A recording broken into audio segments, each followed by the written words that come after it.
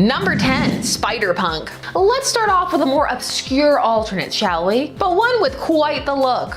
Spikes will never die, nor will the punk aesthetic. The spirit may be something else, but that's a discussion for another day. Spider-Punk is Hobart Brown from Earth 138 and comes to us from the Spider-Verse event of 2014, but he appeared in 2015. The Spider-Verse was an event where Spider-Man met so many alternate versions of himself because there were spider totems. Being a spider person was now like an assignment from a spider god type thing. They were being hunted down by spider vampires. Mileage varies on the plot itself, but people really like the alternates. And there was pretty much all the kinds that you could conceive. For Hobart, he was a homeless teen bitten by a radioactive spider, while irradiated in a toxic waste dump. He becomes a punk rock version of Spider-Man, with a guitar, leading the downtrodden people against President Norman Osborn. And he would be recruited to join the army of Spider-Men. For many, they just love the concept of a punk rock Spider-Man. And the images are all very fun. Sneakers,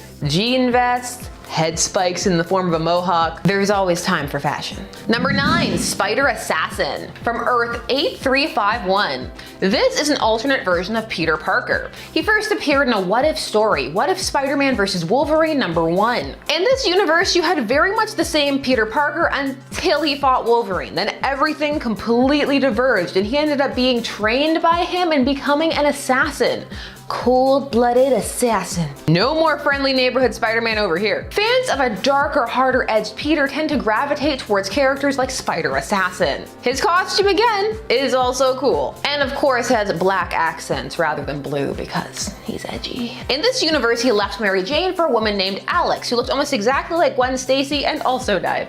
Don't look like Gwen Stacy. He would be recruited into the Spider-Verse event alongside original characters like Spider-Punk. He wouldn't make it though. So much spider carnage in that event. Number 8, Man Spider. One of Spider-Man's consistent fears is being overwhelmed by Spider-Man, and nowhere does this happen more literally than when he starts to mutate into Man-Spider. This is because his DNA could be viewed as in flux. Just a little bit of a nudge sends him more down that path to his mutagenic nightmare. That was the name of one of the arcs where this happened. The full-blown Man-Spider is credited to the 90s animated series. As before that in comics, he got 6 arms, but it was something that was dealt with pretty quickly, and also that was the same issue where he met Morbius, fun fact. In the comics, the transformation tends to be triggered by meddling, people messing with his DNA, and less so because that's just the way he's going. One big devolution, or evolution, depending upon how you look at it, happened in the Savage Land, because anything can happen in the Savage Land. Rogue can make out with people in the Savage Land. Number 7, Scarlet Spider.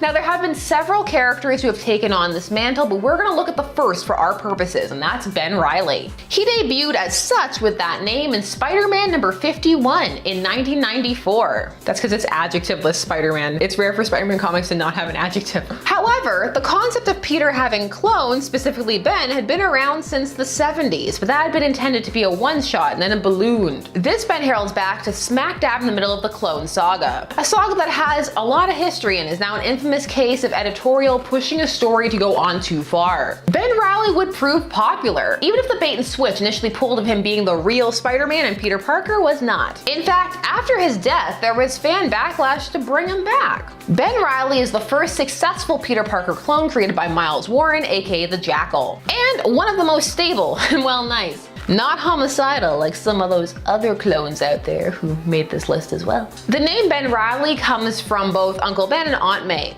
The Ben from Uncle Ben and the May from May's maiden name. Fans of Ben admired his attempts to build his own life and fight through the existential crisis that comes with being a clone. Who am I? What's the purpose of my existence? Plus he had a vest. Never underestimate the appeal of a vest. Number 6, Superior Spider-Man. A controversial pick for some, as there were some fans who absolutely loathed this arc. And it is a rather different kind of alternate because all of this is happening in the main verse in the body of main verse Peter. But let me explain. The mind is that of Dr. Octopus, who tricked Peter Parker to coming to him and then swapped with him while he was dying so that Peter's mind was trapped in his dying corpse body. For some reason, some fans were worried that this was gonna be permanent, which, I don't know, I mean, is anything? Life. In It obviously ended up not being, and there was a kernel of Peter's consciousness that was left and then ended up unfurling and took back over eventually. However, some were fans of the villainous Doc Ock trying to be a better Spider-Man than Spider-Man himself. From the army of spider robots patrolling the city, to a sassy Spider-Man who a disturbing amount of his comrades couldn't identify wasn't the real Peter. For some fans, the Superior Spider-Man as an arc has earned its place as a favorite. Superior Spider-Man is still around, but it's not the same. Number 5, Spider-Side. Midway through, yet another clone. The clone saga would have been pretty disappointing if it hadn't given us what its name implied. Clones. Many, many clones. When Spider-Side emerged from the Jackal's pod, he was convinced that he was Peter Parker. When he was confronted with all these other versions who were already out, he decided that he was gonna prove that he was the one and only by being as homicidal as possible. He became obsessed with proving that he was the real Peter Parker. He was unstable and violent and had been designed to kill the original Peter Parker. His name comes from the fact that it said that he was willing to commit Spider-Side, so mass homicide of Spider-Mans. Now some of you may be wondering, why Spider-Side and not Cain with his hand that he put on people's faces and could do the Mark of Cain thing? There was something classically menacing about Spider-Side, from his simplicity to his size. And such a back-to-basics baddie worked for some fans, and made him a rather cool addition to all of these clones running around out there. Number 4, Spider-Man Noir. If there's one thing Marvel loves, it's an alternate universe story where the characters exist in another time period or genre, and Spider-Man Noir gives you both. Spider-Man Noir came into the world in 2009, and it gave the world a Peter Parker who was from 1933 and also from a Pulp Fiction style universe. A Peter Parker bitten by an illegally imported venomous spider. Now, Spider-Man Noir was not the only noir story to be created by Marvel, but it was one of the ones that blended the concepts together the best. They just kind of worked well together. The Into the Spider-Verse animated film also increased interest and fondness for this character, particularly his perplexedness over Rubik's Cubes, monochromatism. The Spider-Man Noir comic would get a spin-off and then the character would become part of the Spider-Verse event, but I mean, who wasn't? Number 3, Spider-Gwen, aka Spider-Woman, aka Ghost Spider, aka we just need to accept that everybody's gonna call her Spider-Gwen. She was conceived of for the Spider-Verse event by Dan Slott, who had been writing Spider-Man for quite some time at that point and had become obsessed with the idea of Gwen Stacy as Spider-Man. So the idea was born and would take off and would actually owe a lot of its success to her costume. Again, these things matter, people. The costume blew up and became one of the most cosplayed on the con circuit. This would actually cause a series of variant covers starring Gwen to be launched, one of which would be with Deadpool, which would actually launch the origin of Gwenpool. So we've got 2 characters out of 1. Gwen had an endearingly familiar story and design that resonated with people. She too got a boost from that Spider-Verse movie. That was just a solid movie. Most people came out of that liking most of the characters who were presented in it. Peter B. Parker. Number 2, Miles Morales. A character who predates the Spider-Verse by a couple of years. He debuted in Ultimate Fallout number 4 in 2011, and is one of the more fondly remembered elements of the 1610 universe, or the Ultimate Universe. He is also an excellent example of transitioning a character, one handled with respect for the original and also for the new character. Miles took up the mantle of Spider-Man after Peter Parker in his universe was killed. He struggled for a bit to find his footing and his own identity, but once he did, he created a rich tapestry of his own. So much so that he was one of the few characters to be imported when the Ultimate Universe was, well, ultimately collapsed. We just imported what we wanted into the 616 main verse. It's a thing, it happens. Miles was a successful legacy character because in his universe that's what he was. Now what is he? Another Spider-Man running around, but it's fine, we have multiples of everybody running around. Yeah. And in at number 1, Spider-Man 2099. The future. It can be a hard concept to pull off and make cool and credible, but the steampunk-esque adventure that was Spider-Man 2099 pulled it off. Meet Miguel O'Hara, who worked at an evil, because of course they were, corporation called Alchemax. Miguel is a geneticist who is trying to recreate the powers of Spider-Man for the company. That is until he learned a little bit more about them and then he wanted out. Well, when they heard that, they got him addicted to an illegal drug that they were the only people who could legally distribute it. So if he didn't get it from them, he was getting it from the street, and that meant he had to be arrested, so he was trapped. Well, in order to try and get out of this, he realized he had left his genetic code inside of the machine, so he tried to revert to that earlier level of his DNA, but ended up turning himself into a Spider-Man in the process. Yes. Spider-Man 2099 was one of the more fully fleshed out of the 2099 pantheon, and certainly one of the better remembered. Plus, as always, I've said it so many times on this video, but it's still true, costume is iconic. Also has the original colors that the person who pitched the Venom suit wanted, so that's another fun fact. It can make or break a character's appeal. Number 10, Symbiote Spider-Man. Obviously, we have to start off this list with a classic. Introduced in 1989's What If Volume 2 Number 4, we're given a glimpse into the life of Earth 1089's Peter Parker after his suit bonded with the Venom symbiote. In this reality, the symbiote couldn't be removed from Peter Parker even though the Fantastic Four and other heroes tried using a combination of magic and science. It ended up taking over Peter's mind and body, feeding off his adrenaline, causing him to age at a very rapid rate. Once his body couldn't sustain the symbiote any longer, it used him to possess superheroes like Hulk and even caused the death of a few others. Free from the symbiote's control, it's then revealed that Peter Parker has now aged to 85 with not a whole lot of time left. He was later found dead by Mr. Fantastic, surrounded by research on how to kill the symbiote that he was once bonded to. Although it was out of his control, symbiote Spider-Man was considered even worse than Venom, one of the most sadistic villains in the Marvel Universe, and unfortunately he never really got that redemption. Number 9. Peter Parker, Earth 9591. Now we're all familiar with the origin story of Peter Parker, spider bite leads to powers, leads to the birth of the friendly neighborhood Spider-Man, but have you ever wondered what it would look like if things took a bit of a different turn after that spider bite? Well, wonder no longer, because in 1995's Ruin Number 2, we're actually introduced to a different Peter Parker who isn't so lucky. After being bitten by the radioactive spider, Peter develops a total of 0 powers and is instead infected with a mutant virus that ultimately leads to his death. This Earth never gets the chance to meet the hero Spider-Man, and instead they're given a rash and scar-covered Peter Parker who was forced to live the remainder of his life in quarantine so he wouldn't infect anyone else. I always wondered what would happen realistically after that spider bite, but man, I really didn't think it would be that dark. Number 8. Ghost Spider. Now, this is one of my favorite costumes in the Spider-Man PS4 game, so I had to add it to the list. On Earth 11,638, Peter's Uncle Ben wasn't ever murdered and actually helped him hone his skills as the Amazing Spider.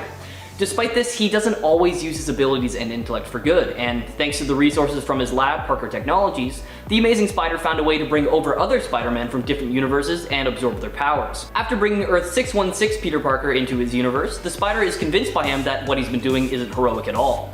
Then, when Ben is about to absorb Earth 616 Peter's powers, we see the Spider stand in the way and instead had his powers absorbed, putting his body into a comatose state and trapping his spirit in hell. Following the Sorcerer Supreme's fight with the Infernal Hulk, we see Peter given a second chance at life after he was infused with the spirits and powers of the Repentant Damned.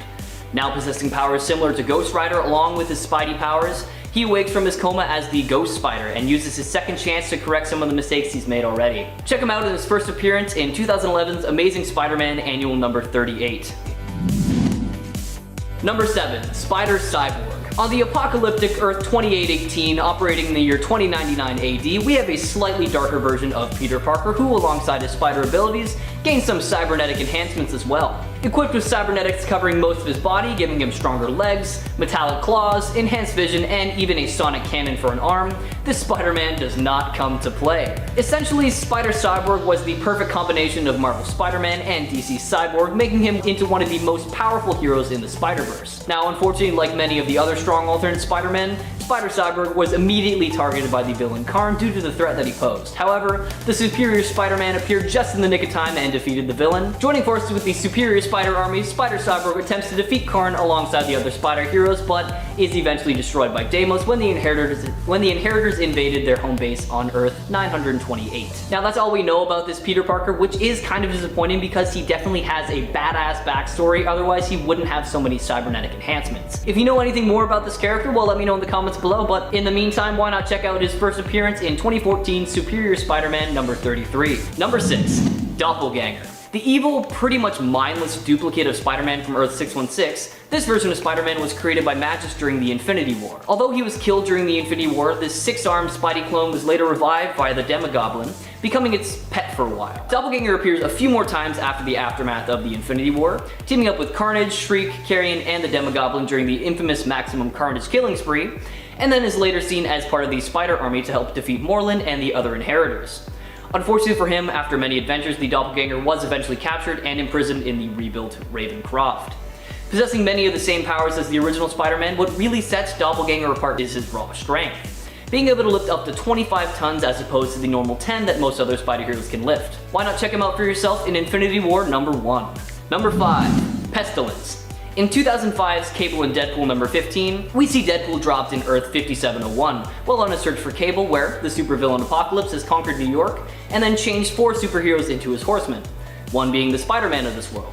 Alongside Famine, who's the Blob, Death, who is Archangel, and an alternate Cable known as War. They all serve under Apocalypse and aim to protect him at all costs. Now known as Pestilence, this four-armed and four-legged version of Spider-Man is not one you want to get close to, especially when you learn about his poisonous fangs and his hunger for human bones. Check him out for yourself and let me know what you think in the comments below. Number 4. The Other. In the 2005-2006 storyline of the same title, we see Spider-Man begin a transformation to his wild side. Peter began having these strange symptoms and dreams of Uncle Ben and spiders. Thinking he might be dying, Peter threw himself more and more into his crime fighting, especially against the scientific vampire known as Morlun, as Morlun wreaked havoc by beating Spider-Man so badly that he ended up in the hospital, and also by smacking Mary Jane around. Peter got to the point where he just couldn't take it anymore and reached his limits. In 2006 Friendly Neighborhood Spider-Man number 3, we see Spider-Man pin Morlun down and kill him with a bite to the head. After what we all assume was Peter's death, we see Peter erupt from a cocoon with new powers and a newfound dedication to embracing his spider side that he refers to as the Other. Even though he embraced his dark side for a while, he does eventually come back to his senses and becomes the Friendly Neighborhood Spider-Man once more. Number 3, we have Spider-Man Noir. Raised by his Aunt May and Uncle Ben during the Great Depression, this Peter was raised to believe that good could triumph over evil no matter what. Now, gaining his powers after an antique spider statue breaks open and he is bit by a horde of spiders, he awakens the next day with these arachnid-like abilities, such as being able to shoot organic webs from his wrists, spider senses, and of course the signature superhuman abilities of every Spider-Man. Equipped with the signature Spider-Man Noir suit modeled after his uncle's World War I airman uniform, Peter stealthily moves about in the shadows, taking down baddies with his spider powers and revolvers. This Peter is pretty interesting because in the beginning of his career, he seemed to have no problem killing villains, killing the Vulture before he could murder his Aunt May. But later on he seemed to grow conscious and instead relied more on his powers than on his firepower. As a member of the Superior Spider Army, we saw him stationed on Earth 928, and he was a fairly key member of the war until he was very badly injured by Bricks and Bora, and had to kind of sit the rest of it out and do whatever he could from behind the scenes. Outside of that storyline, we have seen him fight the likes of his Earth's Norman Osborn and the Chameleon, and we even got to see him in the animated movie Spider-Man Into the Spider-Verse, where he was voiced by Nicolas Cage. Now, if you're wondering why I included him on this list today, since he doesn't really have a dark attitude to the world, here's why. My reasoning is because he literally grew up during the Great Depression, one of the darkest times in human history, and had to deal with some pretty dark subject matter while fighting the urge to succumb to it. So I highly recommend you check out Spider-Man Noir for yourself in his first appearance in 2009, Spider-Man Noir number 1. Number 2, The Spider. Showcased in the Exile series, we're introduced to one of the darkest Spider-Men to date. On Earth 15, Peter Parker was a sociopathic mass murderer who was sentenced to 67 consecutive life sentences and merged with the Carnage symbiote before being recruited by the Timebreakers into the Weapon X team. Using none of his powers for good, the Spider joined the other members of the team to try to conquer the Earth instead of actually helping them, finding nothing but joy in killing and torturing. It took a blast from Firestar to end his reign of terror alongside the other rebels. What makes this version of Spider-Man so terrifying is that he's one of the few Spideys who actually keeps the symbiote his entire career. With the symbiote's powers combined with Peter's evil rage, this puts the Spider at the same power level as Carnage at his strongest point, making him a truly frightening foe. Why not check him out for yourself in 2002's Exiles number 12 so you can see just how truly merciless this killer is. Number 1, Zombie Spider-Man. Now, not a whole lot is known about Earth 2149 Peter Parker's life before the zombie apocalypse, but it's presumed that it was similar to his 616 counterpart. On his search for the Necronomicon, the presumed source of the zombie infection, Peter ends up getting bit by Colonel America, who is a zombie at the time, and becomes infected. With his mind still relatively human, he hurries home to try and get his Aunt May and Mary Jane to safety. However, with the virus spreading quickly through his body, he winds up killing and eating them both. Alongside the other superpowered zombies, they ate almost all life on Earth until they ate Galactus, which granted them all the powers of the Power Cosmic, which they used to travel the universe, eating other worlds in their endless search for more food. After 40 years of eating worlds, they finally returned to Earth, still hungry to find Reed Richards' dimensional portal so they could finally continue their quest. However, Spidey noticed that his hunger was completely gone. Regaining his sense of justice, Spidey alongside some other good zombies found themselves locked in a battle with the other zombie heroes, trying their very hardest to convince them that their hunger was also gone and they could become heroes once again. Now, there is a whole lot more to the story of Spider-Man, and I could honestly talk about it for hours. This entire zombie universe is amazing. So if you're interested in hearing the rest of the Spidey's redemption story, why not let me know in the comments below and maybe we'll dedicate an entire video to it. If you want to read the story for yourself, why not check it out in Ultimate Fantastic Four number 22 and Marvel Zombies vs. Army of Darkness number 1. Coming in at number 10, we have Spider-Wolf. Now, not a whole lot is known about this version of Spider-Man or his origin other than that he hails from Earth 13,989, a universe that is a little bit more gothic and assumed to be home to a number of werewolves. Now, the Spider-Man in this universe is no exception, but you probably already guessed that based off of his appearance alone. Going by the name Spider-Wolf, he has all the normal powers you would normally associate with Spider-Man, combined with the strength and the speed of a werewolf, which, as one can imagine, would make him incredibly powerful and a little bit scary to be around. Realizing this, the villain Karn sought out to defeat Spider-Wolf before he was recruited by the heroes of the Spider-Verse, as he could have been one of the Spider Army's most powerful allies. Karn is successful in taking him out for good before moving on to the other Spider-Folk in hopes of outsmarting the Spider Army. Created by Dan Slott, this is unfortunately all we know about this version of Spider-Man. Maybe we'll see him again in the future, who knows, but why not check him out for yourself in their first and last appearance in 2015's Amazing Spider-Man Volume 3, number 11. Number 9, we have Man-Spider. Now, there have been multiple iterations of Man-Spider throughout the years, such as the one that appeared in 1982's Marvel Fanfare number 1, when Spider-Man was exposed to a machine that turned people into primitive monsters, making him the Man-Spider, or in 1971's The Amazing Spider-Man number 100, when Peter tried to cure himself of his powers, but instead mutated them further, giving him 6 arms. I want to focus on Peter Parker, who is Earth's 6078, because although his story isn't dark full of murder, it is dark as in he loses what makes him the lovable hero. Now in this iteration, Peter gains his powers in a similar manner to ours, but Aunt May dies in an accident instead of Uncle Ben. This, for some reason, leads Peter to reveal his powers to his uncle, asking him to be his showbiz manager. And needless to say, like many talented folk, Peter ended up getting a very big head and started neglecting his duties as a hero, showing off his powers for fame and profit instead, while other heroes took care of the villains. Now this caused some serious strain on his relationship with Uncle Ben, and it eventually got to the point where they stopped talking, and Peter just sends him money now out of habit to feel less guilt. Check out this sad excuse of a Spider-Man in his first appearance in 2006's Friendly Neighborhood Spider-Man number 8.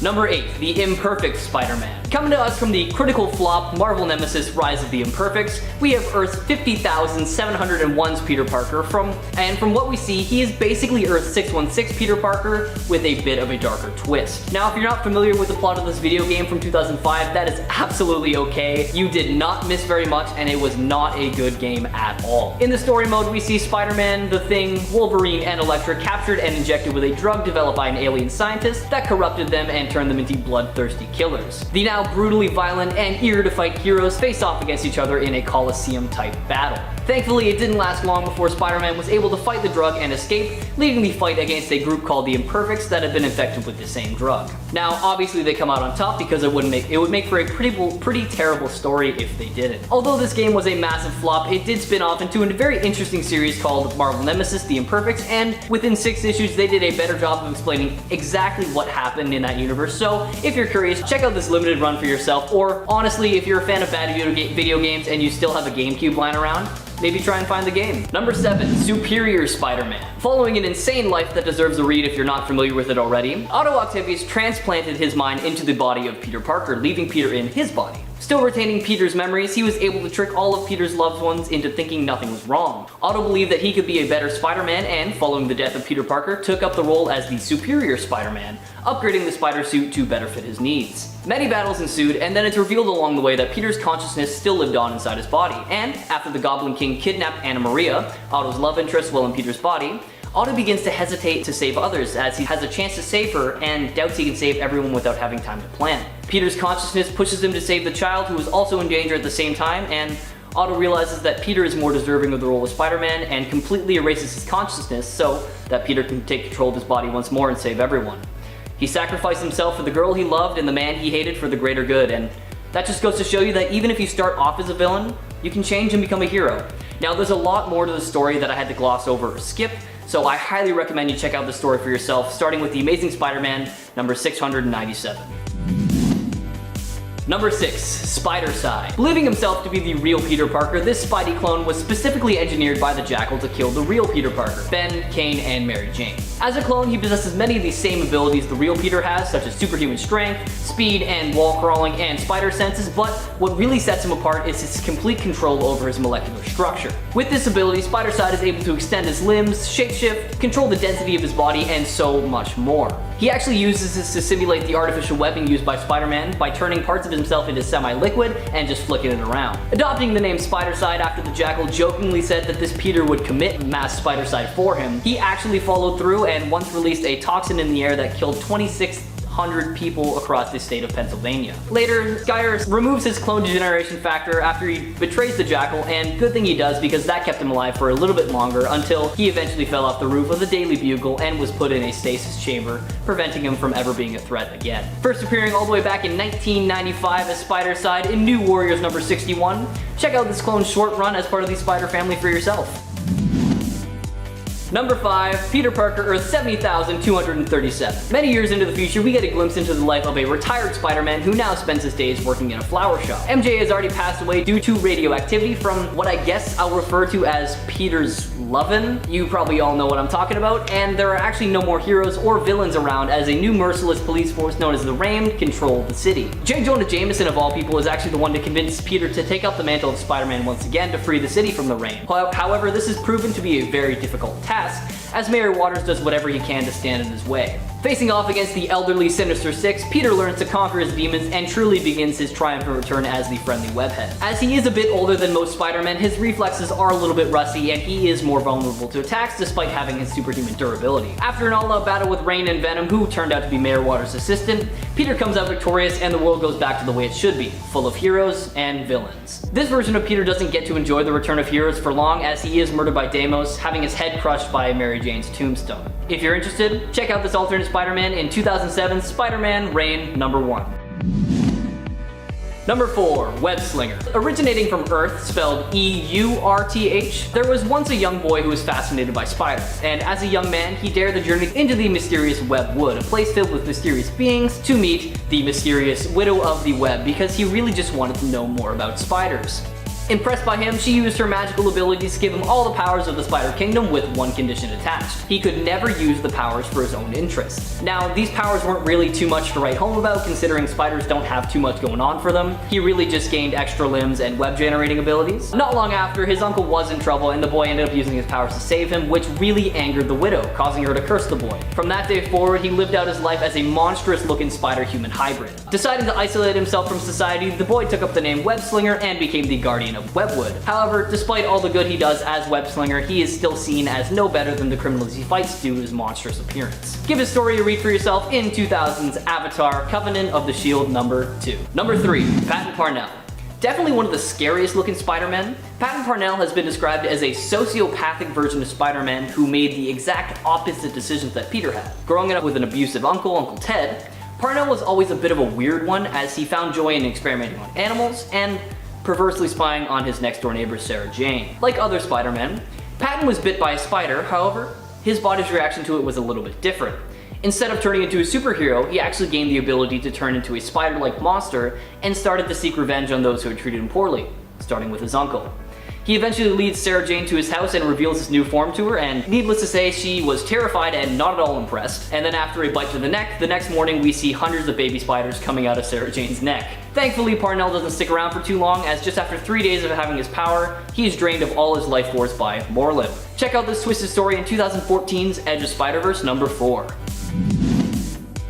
Coming in at number 2, we have Last Stand Spider-Man. Now this version of Spider-Man is a possible future Peter Parker that we get to see thanks to Madam Web. In this future, Peter kills Kraven the Hunter to avenge the deaths of Kane and Mattie Franklin, and this sort of flips some switch in Peter because from that point on, he was much darker and deadlier. Adopting a new costume and title as an anti-hero, this version of Spider-Man is kicked out of the Avengers for good and winds up hurting his loved ones so badly, leaving him all alone with no one to worry about. All of his quote-unquote heroic deeds do eventually catch the attention of the police, and he goes on the run as a fugitive. Years later, as an old man, Peter visited his Aunt May's grave, aware that his younger self was actually hiding in the shadows watching his every move. Peter was confronted by the NYPD, and though he was given the choice to surrender and admit to his crimes, he refused and fought against them until he was shot down and killed. Now, I know we've talked about darker versions of Peter that are okay with killing and whatnot, but what sets Last Stand apart is that he seems he eventually realized what he was doing was probably not the best, and he felt the only way to atone for his sins was to actually die. Now, I highly recommend you check the story out for yourself because it is a great read, so head on over to 2003's Amazing Spider-Man Volume 2, number 58.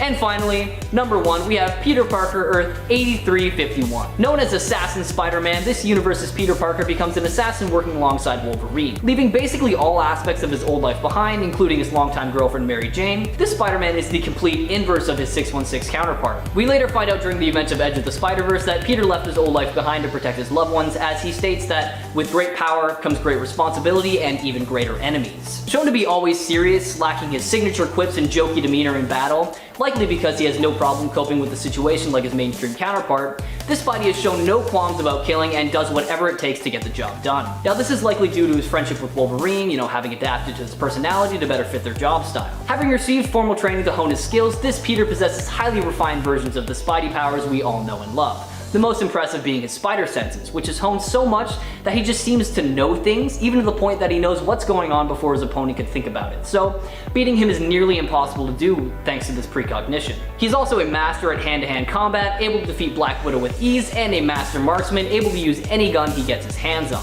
Added as a member of the Superior Spider-Man's Superior Spider Army, he alongside the other Spider-Men of the multiverse take on Karn. However, he is unfortunately defeated by the likes of Deimos' clone. Appearing for the first time in 2008's What If Spider-Man vs. Wolverine number 1, why not check this cold webhead out for yourself? Number 10, Spider-Man Earth 10,011. Starting off with a pretty dark one hailing from the Cancerverse. Now, what is the Cancerverse, you ask? Well, on Earth 10,011, life finally defeated death, and for some reason, with such a surplus of life being fueled by the many angled ones, this caused every living thing on Earth to be corrupted and basically turned into living corpses that will do their bidding. Now, it's a really interesting story, so check it out for yourself in 2010's Realm of Kings number 1, but anyways, let's get back to this Spider-Man. She is one of the grotesque creatures we see go head to head with the Cosmic Avengers when they attack Sanctuary 2. Now, we don't get to know her for very long since she is beaten to death by Ronan the Accuser shortly after her introduction, but from what we can see, I can understand why you wouldn't want her around for too long. Possessing all of the proportionate powers of a spider, such as enhanced strength, speed, stamina, and reflexes, this Spider-Man also possesses spider-like fangs, arms, and a lower half, which they bring to the table, basically making them the spider equivalent of a centaur. So yeah, I really wouldn't want that charging at me at full speed. Check her out for yourself in her first and last appearance in 2010's Thanos Imperative number 4. Number 9, Webman. Now another one-off Spidey variant with not the most clever name in my opinion, but hey, who am I to judge? Webman is basically Spider-Man's evil mirror twin introduced to us when Spider-Man entered a room through a window and started looking at his reflection in a mirror. Now what he didn't realize is that it was actually a one-way mirror, and on the other side was Dr. Doom, who jumped at the chance to use his twin machine to create a copy of Spider-Man. With all the powers of our friendly neighborhood hero, you would assume that this evil clone would be a formidable foe. However, he was created with the opposite traits of Peter, meaning he was actually quite stupid and was not able to complete the task given to him by Dr. Doom. Realizing this, Doom attempts to create another clone of Peter, but his twin machine is destroyed before he could complete the task, and this led to his arrest. Now, it's actually unknown where Webman ended up. He could actually still be out there somewhere, probably trying to find his way out of a wet paper bag or something, I don't know. Either way, why not check out Webman for yourself in his first and supposedly last appearance in 1977's Spidey Super Stories number 25. Number 8, Blood Spider. Alongside Joe Emberlin, aka Jagged Bow, and Timothy Carlskin, aka Death Shield, Michael Bingham was taken under Taskmaster's wing and trained to mimic Spider-Man in order to one day kill him. Although Michael possesses somewhat primitive tech compared to Peter, such as his web shooters that are attached to a backpack-like fluid holder, he is still not someone you want to mess with. Since he was handpicked by the Taskmaster to be Spider-Man's match, he was trained in the fighting style of Spider-Man, and it can be assumed that his powers were a close match to those of Spider-Man himself before he was even picked. Now, not a whole lot is known about how he obtained his powers, but Blood Spider has demonstrated superhuman reflexes and strength in many fights over the years. He's able to smash his fist into a wall without flinching, dodge bullets, and he has the ability to cling to walls like our wise-cracking webhead, but it's not known if that is through artificial or natural means. Created by Jerry Bingham and also named after him, take a look at his character for yourself, starting with his first appearance in 1992's Amazing Spider-Man number 367. Number 7, Scarlet Spider. The Jackal's first attempt at cloning Peter Parker, Kane Parker was initially thought to be a success, but later degenerated and became mentally unstable. Discarded by the Jackal but allowed to live, Kane left and soon realized that his degeneration had actually amplified his powers and made him stronger than Peter. Able to lift up to approximately 60 tons, Kane also outclasses Peter with his super speed, stamina, and Mark of Kane, which is an ability he has that allows him to severely burn someone through skin-to-skin contact. Kane's major introduction into the Spidey world was during the Clone Clone Saga, where he was tricked into believing the real Peter Parker was actually the clone, and he was determined to eliminate Ben Reilly, the actual clone, so his quote-unquote clone could live the life he wasn't able to have thanks to the degeneration of his body and mind. Now that's all I'm going to say about this storyline because he does have to do some pretty twisted things, and I genuinely think you guys should all read it for yourselves. Since then, Kane has toned down his evil intentions and has used his powers for good, going as far as dying during the fight with Deimos as a member of the Spider Army, but that didn't last for too long because he does eventually come back to life. Now obviously there is so much more I could talk about when it comes to this character. He is such a great one and there are so many layers to him. It was so difficult to condense it all down. So if you want to know more, let me know in the comments below and maybe we'll dedicate an entire video to Kane Parker.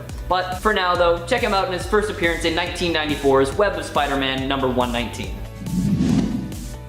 Number 6, Spider Carnage. Just so you all know, I'm going to be talking about the Spider Carnage that we see in 1998's Spider-Wars arc in the Spider-Man animated series. Ben Reilly, also known as Scarlet Spider, but not to be confused with Kane Parker, was a successfully cloned Spider-Man created by Miles Warren. Hating that there was a double of him out there, Ben bonded with the Carnage symbiote, creating the terrifying and powerful creature known as Spider Carnage. With all the powers and abilities of both Spider-Man and Carnage, Ben devastated New York and intended to wipe out pretty much all of reality, but thankfully he was somewhat stopped by the Spider-Man of different realities. Traveling to another dimension to try and unfold his plan there, he gains the support of that world's Kingpin, but is eventually attacked by one of the various Spider-Men once again. Our friendly Spidey realizes, somehow, that Ben is not truly evil, he's just confused and hurt since both his Aunt May and Uncle Ben are gone. So, he enlists the help of Earth's 31,198's Uncle Ben, who is able to appeal to the Peter within and calm down the beast. This unfortunately was not enough to unbind him from the symbiote though, and Ben Reilly decided to jump into an unbalanced portal, ultimately vaporizing both him and the symbiote. Now, even though this is an older storyline from the show, I highly recommend you check it out for yourself because it still holds up, trust me. So, check out Season 5, Episode 12 and 13 of Spider-Man, the animated series. Number 5, Poison. Peter Parker from Earth 70,134 has a similar history to his 616 counterpart up until his second battle with Morlun. And now hanging from a cocoon under the Brooklyn Bridge, he is offered the chance to be reborn by the other. However, he actually rejected the power by ripping off its head and killing it. This was a pretty bad idea because this left his metamorphosis / resurrection incomplete. Lucky for him though, the Venom symbiote sensed this somehow and left Mac Gargan to merge with Peter. Although he fought against the symbiote for months on end, Peter eventually succumbed to it and allowed it to destroy his psyche and completely take over. Believing that his new form was a gift that should be shared, he tried to have it bond with Mary Jane, who obviously refused, and soon after both Wolverine and Luke Cage attempted to take him down, but failed because Poison is way too strong. He literally has all the powers of Peter Parker and Venom. Skip ahead a little bit and we see him try to convince MJ once again to accept his quote-unquote gift, and she says no again for obvious reasons and somehow convinces him to leave. So even though Peter had completely lost himself to the symbiote, he still showed some self-restraint, making him not the worst dark alternate, I guess. Yet another one-off dark Spidey. Check out this Earth's Peter for yourself in 2007's What If Spider-Man the Other number 1. Number 4, Spiders-Man. Yep, you heard me right. Spiders-Man. Once a promising young student at Horizon University, Peter of Earth 11,580 gained his powers after he fell into a massive colony of genetically altered spiders. Assumed to be dead because it looked like the spiders completely devoured him, in reality the spiders had actually just absorbed his consciousness and started to act as a single hive mind, dubbing itself Spiders-Man. The name kind of makes sense now, right? Yeah. This Peter played a decent role in the Spider-Geddon storyline as both he and Spider-Norman are recruited into the Superior Spider Army and both decide to eventually leave the group. They end up being teleported to the Web of Life and Destiny, and while Spiders-Man is feasting on Carnes' corpse, Norman decides to destroy the web, but not before Spiders-Man sends a bunch of his spiders across the multiverse to spy on all the other Spideys out there. With powers similar to Carl King, aka the Thousand, this creepy crawly alternate Spider-Man is not one that I would want to go toe-to-toe with. Having first appeared in 2019 Spider-Geddon number 3, why not check him out for yourself and let me know what you think of him in the comments below.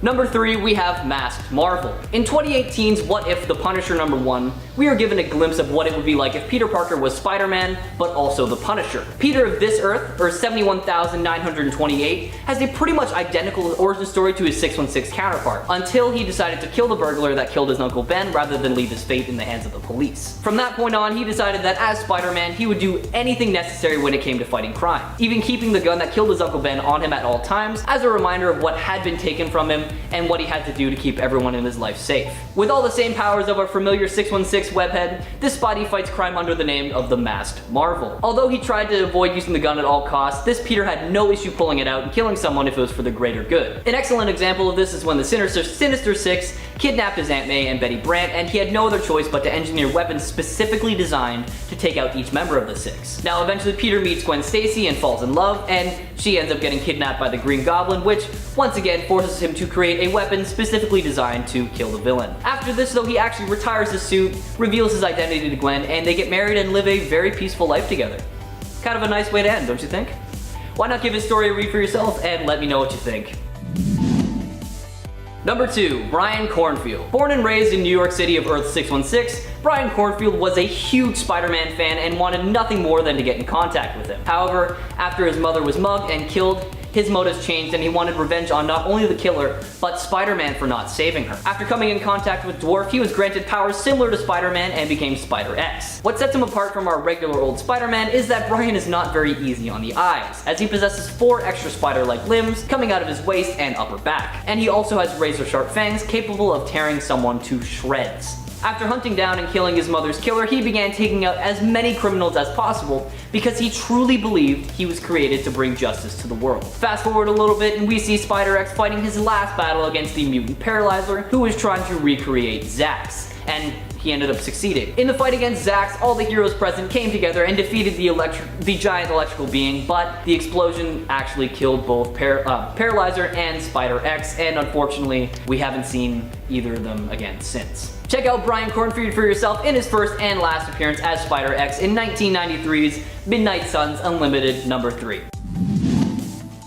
And number 1, Arachnite. In the Warp World storyline that follows the life of Peter Parker, who lives in a pocket dimension where history was rewritten, we see Peter's Aunt May and Uncle Ben get murdered by the Goblin by night on their way back from the American Museum of Natural History. Critically injured, Peter gets bitten by a mystical spider and is linked to the totem energy of ancient spiders, granting him his signature Spidey powers and saving his life. However, there was a drawback. This connection shattered his mind into 4 separate personalities, and although he fought against them for most of his early life, he eventually learned to listen to them and allow them to come through whenever they were needed. These personalities are known as the Arachnid, who is the dominant aspect of Arachnite and is the most athletic persona, the Knight, who serves as Peter's aggressive side and is what keeps his crime-fighting side motivated, CEO Peter, who serves as the confident CEO of Parker Industries, and Science Peter, who is a working scientist with a strong passion for technology. Fighting crime as a member of the Defenders alongside Soldier Supreme, Iron Hammer, and Weapon Hex, Arachnite is a true hero through and through despite going through a decent amount of hardships. Give this story a read for yourself and check out Arachnite's first appearance in 2018's Infinity Wars number 3. Number 10, Ben Parker. Ben and May, by the way, are going to be names you'll get familiar with on this list. So to start off with each point, I'm going to try to clarify just which Ben and which May we're talking about. This Ben is from the Spider-Man Limited series written by J.J. Abrams and his son Henry. It's known as the 2019 Just Spider-Man series, or Spider-Man Volume 3. Here Ben was a young boy when his mother Mary Jane Watson was murdered by the villain known as Cadaverous. His father Peter, distraught, retired as Spider-Man and abandoned his son, leaving him to be raised by what should be a super elderly Aunt May at this point. Aunt May raised Ben as she had Peter and eventually gave him his father's costume, which he then wore to impress his classmate Faye Ito, or Ito Faye, depending on how you want to say it, Japanese way or American way. But when Cadaverous resurfaced, Ben also wore this suit to fight against him, possessing the same powers as his dad. Number 9, Maxine Lee.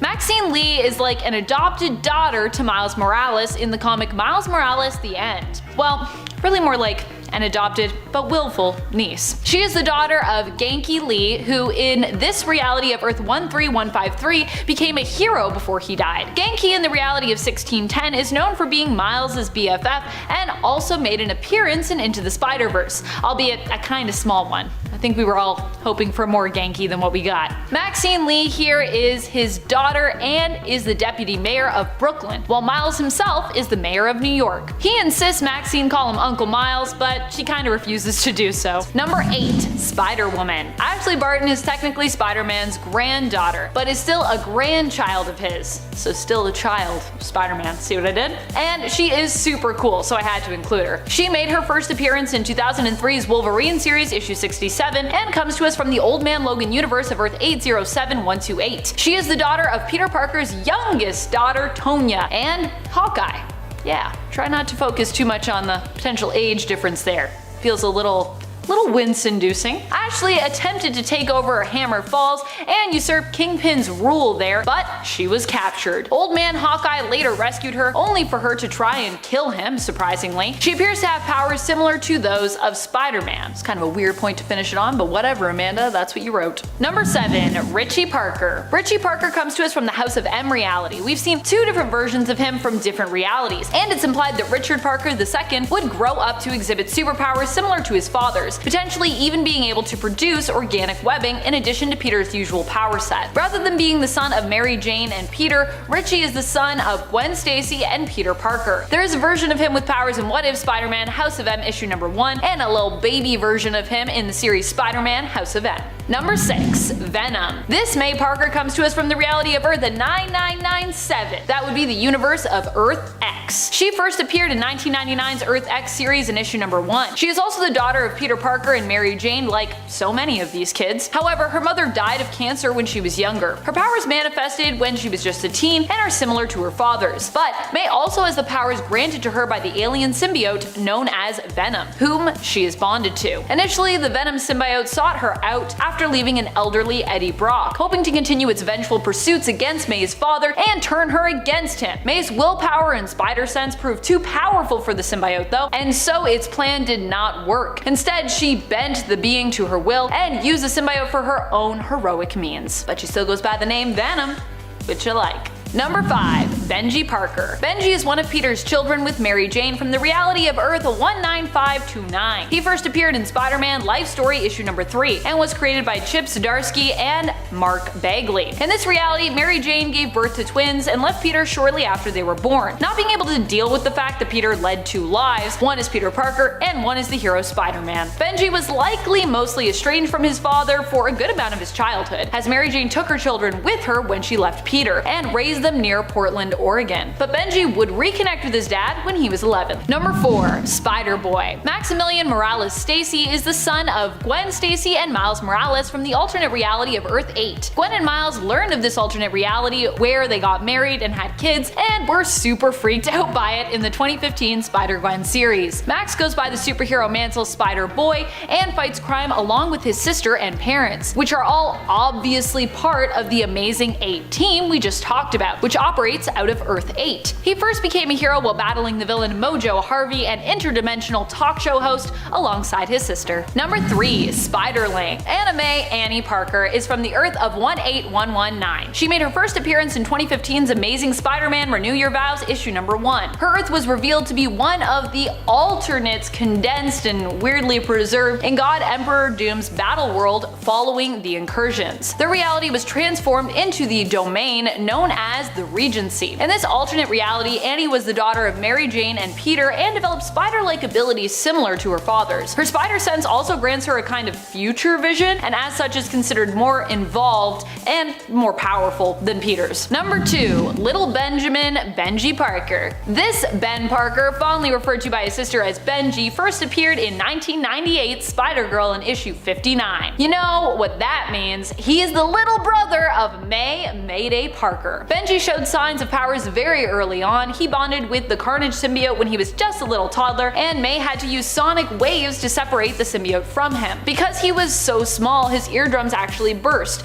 giving him hearing loss and making him deaf, which May felt awful about and super responsible for. Even without his hearing though, Benji was still a perfectly happy little boy. He would later recover his hearing, but after bonding with the symbiote, it was believed that the experience may have altered Benji's physiology somehow. His powers began to surface shortly afterward, leaving him crawling on ceilings and walls and manifesting and using his own super strong organic webbing. It's believed Benji could even grow up become a more powerful hero than both his sister and his father. Number 1. Mayday Parker. May Parker, aka Spider-Girl, aka Spider-Woman, is one of the most famous of Spider-Man's kids. She is from the alternate reality of Earth 982 and first appeared in the 1989 What If series in issue 105. The story she was featured in sought to answer the question, what if Mary Jane had never lost the baby and Spider-Man had a Spider-Girl? People loved Mayday so much that she would later get her own series, Spider-Girl, which would have a 100-issue run. Pretty impressive. Like her little brother, she is of course the daughter of Mary Jane and Peter. She shares her father's abilities, but she isn't quite as physically strong as he is. However, she does have enhanced agility and spider sense, which more than makes up for that slight difference in strength. Number 10. Felicity Hardy.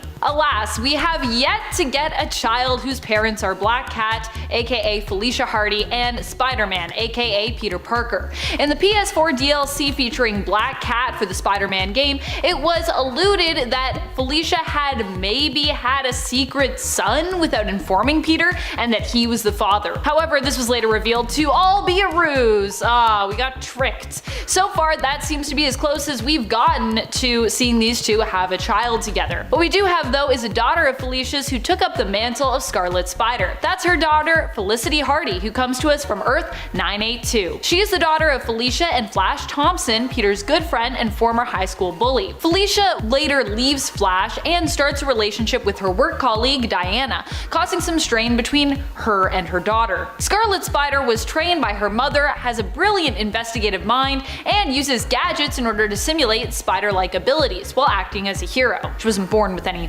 specific powers. She's also a friend and ally of Mayday Parker. Number 9. May Parker. This May Parker comes to us from Universe X, from the reality of Earth 1122. She first appeared in Universe X issue X. Yep, weird lettered issue.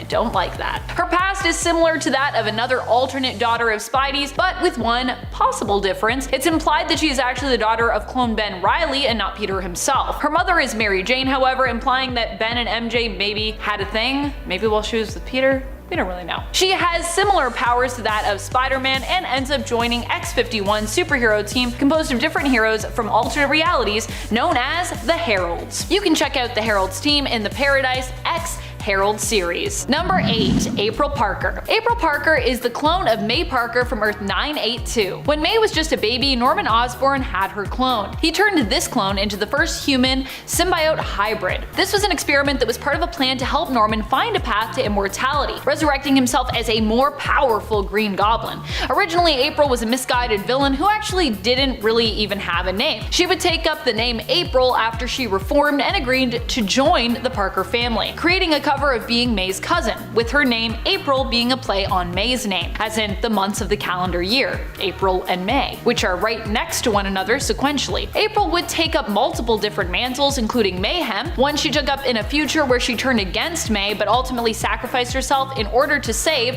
her cousin in the end. Number 7. Spider-Man. This is an alternate version of Jerry Drew from Earth 982. He grew up to become a Spider-Man in his reality after his mother Jessica Drew recreated the experiment that saved her life and gave her powers. She had to, as Jerry was born with a unique blood disorder, apparently being passed on from Jessica during the gestation period in her womb. Her radioactive physiology caused him to be born with this disorder, and when no one from the medical community seemed to have the answer, she turned to the procedure that once saved her life. It gave Jerry powers but didn't cure him, unfortunately. In this reality, Jessica Drew ended up retiring from her superhero life after becoming depowered. She got married and had a son, but later would divorce her husband after the trauma of not being able to cure Jerry caused strain in her relationship. Number 6. Tonya Barton. Before she was married to Clint Barton, she was Tonya Parker, and actually, she went back to being Tonya Parker after her and Barton separated. She was Clint's third wife, if you can believe it, and the youngest daughter of Spider-Man in the reality of Earth 807128. We don't know who her mother was or who her sisters were, but we do know she had sisters. She was the mother to Ashley Barton, Peter's granddaughter, who in the Old Man universe would end up taking over Kingpin's area known as Hammer Falls, and would later team up with other multiversal spider totems in the fight against the Inheritors. Ashley's pretty cool. Tonya herself is a master mechanic and perhaps even has a knack for robotics. It's implied anyways. Number 5. Jerry Drew. Jerry Drew is theorized to be an alternate future version of Gerald Drew from Earth 8. He ends up joining up with the other alternate alternate heroes of Earth 8, becoming a member of the Amazing 8 superhero team, known himself as Spider-Man. The team includes Spider-Girl, Spider-Boy, SP//DR,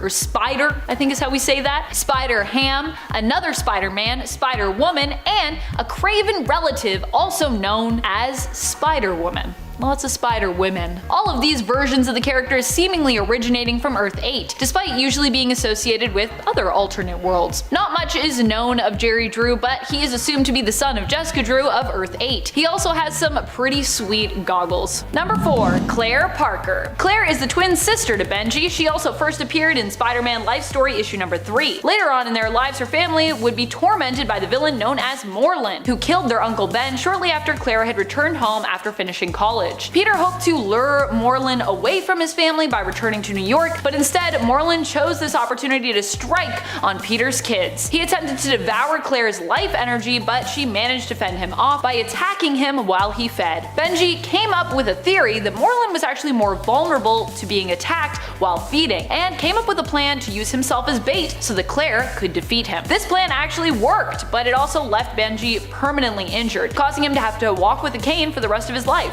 Number 3. Spider-Girl. Charlotte Morales Stacy is the daughter of Miles Morales and Gwen Stacy from the alternate universe of Earth 8. She grows up to become the teen hero known as Spider-Girl. Both Gwen and Miles worked hard as parents to shield their children from the public, as in this reality they are basically celebrities because of their hero status. The Watchers actually determined that Spider-Girl and her brother Spider-Boy were both threats to their timeline due to the fact that they would go on to become interdimensional heroes, often running into alternate versions of their parents. Awkward. Number 2. Gerald Drew. Little baby Gerald is the son of Jessica Drew of Earth 616, the main continuity. Jessica Drew, aka Spider-Woman, decided she wanted to become a mother solo styles. The story she tells her BFF Carol Danvers is that she had a pregnancy scare with a man she had been casually seeing at the time named Ryan. After discovering, however, that she wasn't pregnant, she realized how disappointed she was. Now, she had never thought that she wanted kids, but she had never really revisited that priority in a long time, and it seemed that now she very much changed her mind and she did want kids. She really wanted a baby. She contemplated this decision for 3 months, then made an appointment to discuss her options. Jessica became a mom solo after that. There was a dad, but he is presumably just a donor, not someone Jessica ever met, or maybe ever wants to meet. Her son Gerald is often babysat by Jessica's friend and later romantic partner Roger, formerly known as Criminal Porcupine, when she needs to go out on superhero business. Gerald has yet to show any signs of being superpowered, however, he's still kinda wee yet, so there's hope that we could see a little spider baby. Number 1. Mystery Baby. This has been something that has always left me wondering in the comics. MJ and Peter have gotten pregnant a few times in the comics, but none has scarred me the most is when Mary Jane was convinced she gave birth to a stillborn baby in Amazing Spider-Man issue 418. This was all revealed to be part of a plot conducted by Norman Osborn, who sought to steal that baby. Why? Well, we never really found out why. A woman in his employ named Allison seemed to spirit the young baby, who we can assume would be named May, away from her parents and off to Europe. But we've never found out what came of that child. During Identity Crisis, there was a hint that May would return, but it would turn out later to be Peter's Aunt May, and not the daughter of Mary Jane and Peter. The whereabouts of this child, if it's still alive, remains unknown. It has been suggested that the baby was killed by Norman in the comics, but then why the plot and investment to have it taken to Europe only to murder that baby? Doesn't really make a lot of sense. I'm still hopeful that one day we'll learn that the child survived and maybe see her return to the comics. Or him, that could be a twist, because I think we're all expecting, a May. Number 10. Spiderling. Also known as Anna May Parker, she first appeared in 2015 in Spider-Man's Renew Your Vows storyline as part of the Secret Wars event. She is the daughter of Peter Parker and Mary Jane. When the multiverse is destroyed by incursions and recreated as Battleworld, she finds herself living in a domain known as the Regency. This place is dominated by Regent, an evil mastermind on a mission to eliminate all superheroes and steal their powers. Growing up, she develops spider powers of her own, causing her parents to fear that she will one day be hunted. She actually is hunted down later and kidnapped by Venom, who recently escaped from prison. The epic confrontation that follows ends with Spider-Man bringing a burning building crashing down on Venom, presumably killing him. Ooh, Daddy Spider-Man is protective. Later in life, Anna confronts the villain Mole Man on her own while her parents are busy arguing about their daughter being a superhero. The Parker trio goes on to defeat the villain together, and Peter names her Spiderling. She has the same sense of responsibility as Peter, but with Mary Jane's headstrong attitude. Number 9. Spider-Girl. First appearing in one of Marvel's What If storylines, number 7, in 1978, Betty Brant was a newly hired employee at the Daily Bugle. Attending a scientific demonstration with her colleagues, she winds up in the same lab Peter Parker is visiting with his classmates. A radioactive spider drops down and lands on Betty's hand, resulting in her being bit instead of Peter. Concerned for Betty, Peter convinces Jameson to let her take the day off, and he invites her out to dinner. Later, the two of them discover Betty has developed spider powers, and Pete inspires her to take up crime fighting so he can take some pictures and sell them to the Bugle.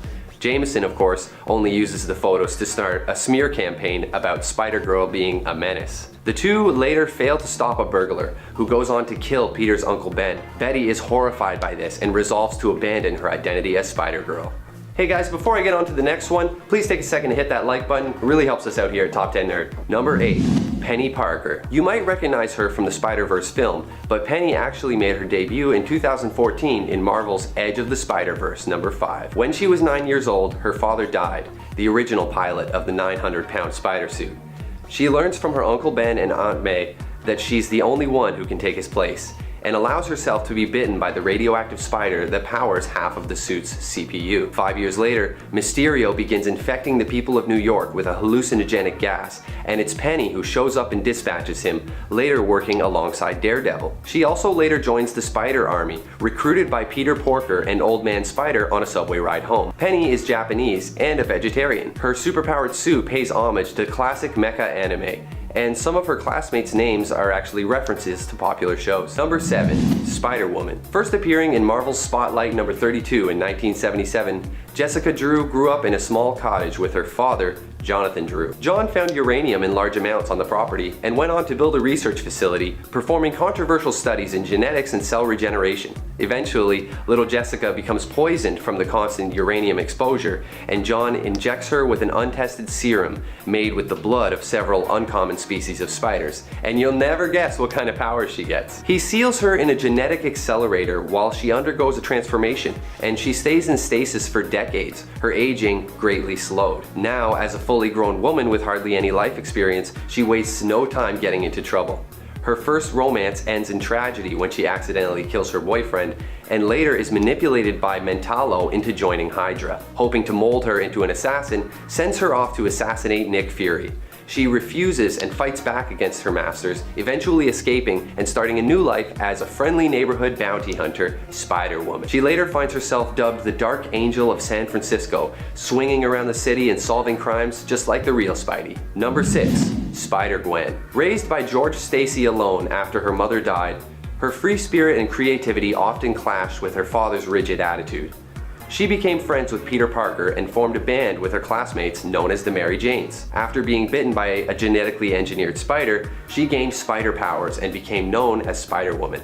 Peter Parker, desperate to be like his idol Spider-Woman, conducts an experiment on himself that turns him into a monstrous lizard-like beast, and Gwen winds up beating the snot out of him, resulting in his death. This leaves her branded a criminal by the city, and the guilt of Peter's death hangs heavy over her head. She doubles her efforts to fight crime, eventually having her identity uncovered by her father. At one point, she travels to another universe and meets a version of Peter Parker that became the Goblin, overwhelmed by rage at not being able to save his universe's version of Gwen Stacy. She attempts to recruit him into the Spider Army, but he refuses.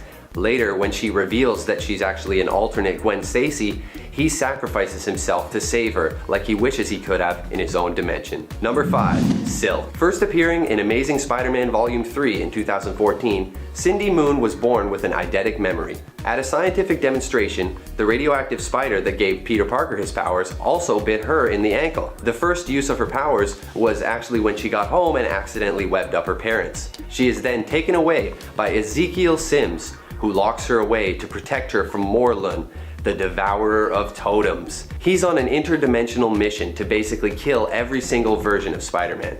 Good luck, am I right? So yeah, she's locked away in this tower with a whole bunch of books and tapes and stuff, and she stays there willingly to keep herself safe. Spider-Man finds out about this at some point, and he comes along to rescue her. She improvises a sweet costume made of webs, and the two immediately begin an intimate relationship. You can only imagine what a mess that would make. They make a pretty good team though, and later go up against Electro together. She once even saved Spider-Man from being unmasked by the Black Cat on live television. Number 4. May Parker. May is the daughter of Mary Jane and Peter in a future alternate universe. She first appeared in What If Volume 2, number 105. When Peter Parker loses a leg in an intense battle against Green Goblin, Spidey decides to focus more on being a father and decides to keep his past from his daughter. Unfortunately, she develops her own spider powers similar to his at the age of 15. She has a few adventures of her own before her parents discover her dual identity, but Pete and Mary Jane are supportive of her crime-fighting passion. She later goes on to help S.H.I.E.L.D. battle against Carnage, and once encounters a clone of herself. She later assists the Web Warriors and the Superior Spider Army. Number 3. Spider-Bitch.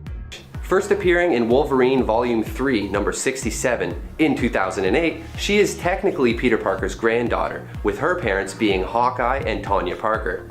She's super badass, and I love her costume. She is from a future alternate reality where Kingpin rules over Hammer Falls, a future version of Las Vegas. She gathers up a team of heroes and attempts to take control of the area, but ends up being captured by Kingpin and set to be executed. Her father, Hawkeye, helps her to break free and is shocked when she ends up killing Kingpin in her rage and then attempts to kill Papa Hawkeye as well. She eventually embraces her legacy and becomes Spider-Girl, later recruited by Superior Spider-Man into the Spider Army. She ultimately survives in the end and returns to her home dimension. Number 2. Lady Spider. Appearing in Spider-Verse number 1 in 2014, May Riley's father kept numerous animals in his study, including a spider.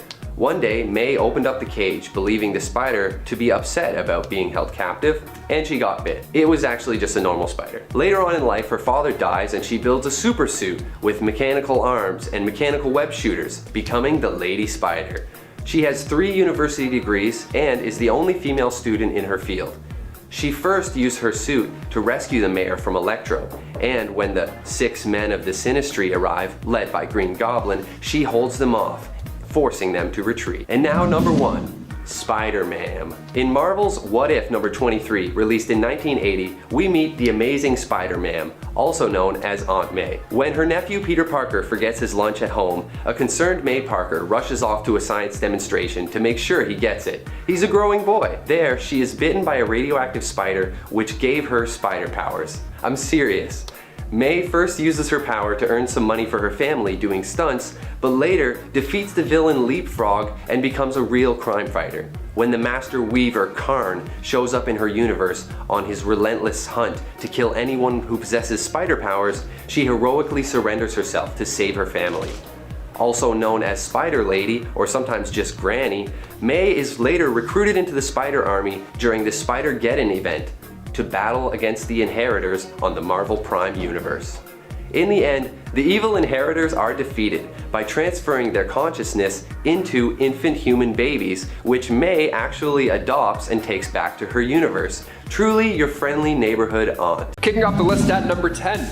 Ghost Spider. Coming from Earth 11638, aka the perfect world. Okay. This Peter Parker has a much brighter beginning, meaning Uncle Ben never actually passed away and gave the whole great responsibility speech. Instead, he encourages Peter to become a stronger Spider-Man, which sounds good on paper. It sounds like the ideal world. But does he recommend protein shakes and proper exercise and nutrition? No. See, Uncle Ben pushes Peter to abduct Spider-Man from other worlds and then absorb their life force via this portal that Parker Technologies created. So he's a bit of a dick, this Uncle Ben. He's not really the nicest guy. Maybe he's fine, I don't know. This whole system seems a little bit whack. Now eventually Earth 616 Spider-Man shows up. They both hear about each other. It's interesting because Uncle Ben poisons our Peter and then he wakes up confused and they fight it out, and our Peter Parker comes out on top, luckily, with the perfect amazing spider getting his soul sucked into that machine. Now the perfect Spider-Man spirit was then trapped in the underworld like hell. And then from here, it only gets more strange. Well, rather, it gets more Banner. See, Banner was the current Sorcerer Supreme at this time, so he ended up freeing Peter in his astral form, but then Peter absorbed all those spirits of the damned while he was down there, so when he came back up, this perfect spider was now Ghost Spider. Number 9, Old Man Spider. Ezekiel Sims from Earth 4, aka Old Man Spider, took over the web-slinging spot after Peter Parker lost his life to Morlun. Now, Ezekiel first appeared in Edge of Spider-Verse issue 5. He was actually recruited by Spider UK, who I'll talk about a little bit later, to go against Morlun and the Inheritors. Now, Ezekiel rescued Ben Reilly and Kane from the Inheritors, which is awesome, and then a bunch of other spider beings were then recruited, but Deimos tracked them down and snapped this Spider-Man's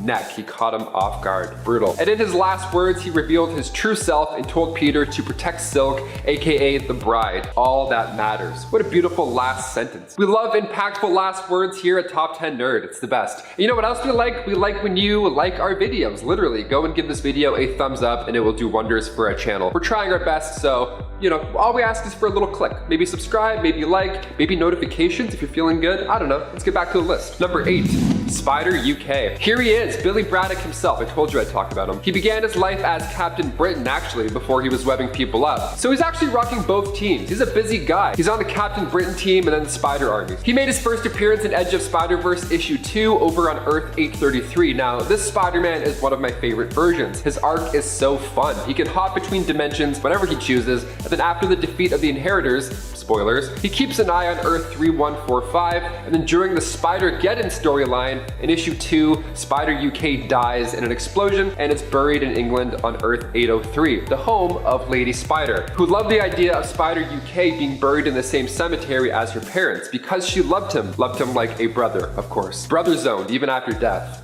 He's down there like, really? Okay. That's a good one. Number 7, Spider-Man. Literally, this gets a little gross. Now imagine if Spider-Man had more spider than man when he was bit. That's what happened to Patton Parnell when he first entered comics in Edge of Spider-Verse issue 4. See, Patton lived a pretty dark life. He lived with an abusive Uncle Ted. He would perform horrible experiments on animals, and he spied on his neighbor Sarah Jane. So it's not a healthy system that he's got going on here in any way, really. One day, Sarah Jane and Patton went to Alcorp Industries in hopes of freeing all these test animals, but that's when Patton saw this red radioactive spider. He was like, I want to touch it. And then he did, got bit, and then got kicked out. Now, overnight, he didn't get jacked. His vision didn't get better. He wasn't webbing up Dr. Peppers and lamps. When he got his abilities, he started eating everything. He ate a mouse, and then he ate a cat, and then when Uncle Ted walked in, he was like, what's up? Now, this version is, of course, extremely powerful, but he's also extremely dark. We love the balance. We love balance. Number 6, Spider Cyborg. Coming from Earth 2818, this version is a dark future Spider-Man. I mean, look at him, of course. There's some sort of future-ness going on here. He made his first debut in Superior Spider-Man issue 33. Now, it's Peter Parker if he got cybernetic additions. It's badass. That's basically all it is. His one eye can zoom in, go all tactical. The claws can certainly leave a mark. And one of the most remarkable features, his arm cannon, his sonic arm cannon, that's definitely a plus. Now, before Karn came to Earth 2818, our Superior Spider-Man warned him, and then when Kane finally did show up, Superior Spider-Man and some other webbed friends joined the battle. His left eye being a red lens is actually a nod to his appearance early on in the 90s in Spider-Man issue 21, titled Dealing Arms. Number 5, the Scarlet Spider. Ben Reilly first appeared in Amazing Spider-Man issue 149 as a clone. He was part of the whole clone thing that went on for way too long. But it wasn't until Spider-Man issue 5 that he was introduced to readers as the Scarlet Spider. Now, the Jackal created the clone using Peter's DNA, and he was made to fight Peter, of course. He's like, hey, if you can't beat him, just clone him. Now, the two were fighting it out in order to save Ned from a bomb, and then when the clone seemingly died, he was soon buried after. But the thing is, the Jackal injected him with something earlier so he could survive something like this. Of course. So for the next 5 years, he thought of himself as the useless clone that came back to life, then gave himself the name Ben Reilly. So depressed. Perhaps one of the better elements to come from the Clone Saga was Ben Reilly. One of the few things. Number 4, Spider-Man 2099. Ah yes, the not so near future 2099 Spider-Man, aka Miguel O'Hara, is the current web slinger over there, and his outfit is one of the more memorable ones. His DNA was biologically mixed with a spider's DNA, so it's a little bit different than our spider bite scenario that we have. Now, he worked worked at Alchemex and was pressured by the company to test genetic coding. And after Mr. Sims didn't make one of those test runs, just went horrible, Miguel was then poisoned by Tyler Stone with a fatal drug named Rapture, so Miguel ended up relying on the drug so much that he couldn't quit his job. How brutal is that? It's like every McDonald's employee. It's like, yeah, you want free nuggets? Yeah, sign in tomorrow. You're not going anywhere. So Miguel ended up relying on the drug so much that he tried to genetically fix himself and fix his body. Now, of course, this had a brighter turnout than expected, but Miguel inherited Spider-Man abilities plus telepathy. Must be nice. Number 3, the Spider. Earth 15 Spider-Man, simply referred to as the Spider, comes into comics during the Exile storyline issue 12. Now, he was another Cletus Cassidy pretty much. I mean, he was a red-haired psycho who had no problem taking out innocent people, so when the Spider symbiote came along on this Earth, it merged with evil Peter, who was sentenced to not 1, not 2, but 67 life sentences from a jury. Okay, so he's bad. He was a big part of the Weapon X team, and he had Deadpool's sense of humor too, which made him just that much more evil. Now in Exiles issue 44, he was finally stopped by Firestar when she hit him with a mega blast. He was later buried in the prison cemetery, so even after death, you're still doing that time. Number 2, Miles Morales. Of course, we gotta talk about him. He made his first appearance in Ultimate Fallout issue 4, just a couple months right before the death of Peter Parker. Now this is a crazy time because Norman Osborn was just arrested and revealed as the Green Goblin, and while Miles was visiting his Uncle Aaron, an enhanced spider crawled out of Aaron's bag, bit Miles, and Bob's your uncle. You know the rest. Now, he got these amazing Spider-Man abilities, but he could also camouflage himself almost fully invisible. Plus, Venom Blasts will help get the job done, that's for sure. The new PlayStation Spider-Man game is way more fun with these added abilities. Makes it way better, so I had to put them on this list and talk about them. Especially we're talking about abilities. Hold L1 and just punch someone's chest through the wall, you're like, yeah, this is great. And finally, number 1, Cosmic Spider-Man, aka Captain Universe. This Spider-Man is one of, if not the most powerful alternate version of the web slinger. Cosmic Spider-Man went toe-to-toe with Rune King Thor and came out on top. So if you're not sold now, just get out of here. Actually, don't get out of here. Watch the rest of this video. Don't even say that. Never mind. Cosmic Spider-Man is from Earth 13. He retains the powers of the Enigma Force, and he first appears in Amazing Spider-Man Volume 3, Issue 9. Cosmic Spider-Man can't leave his universe or else he would lose the Enigma Force. That's why the Resistance of Spider Heroes were based in Central Park of Earth 13. They're like, hey, no sweat, we'll come to you, no problem. We don't mind the commute.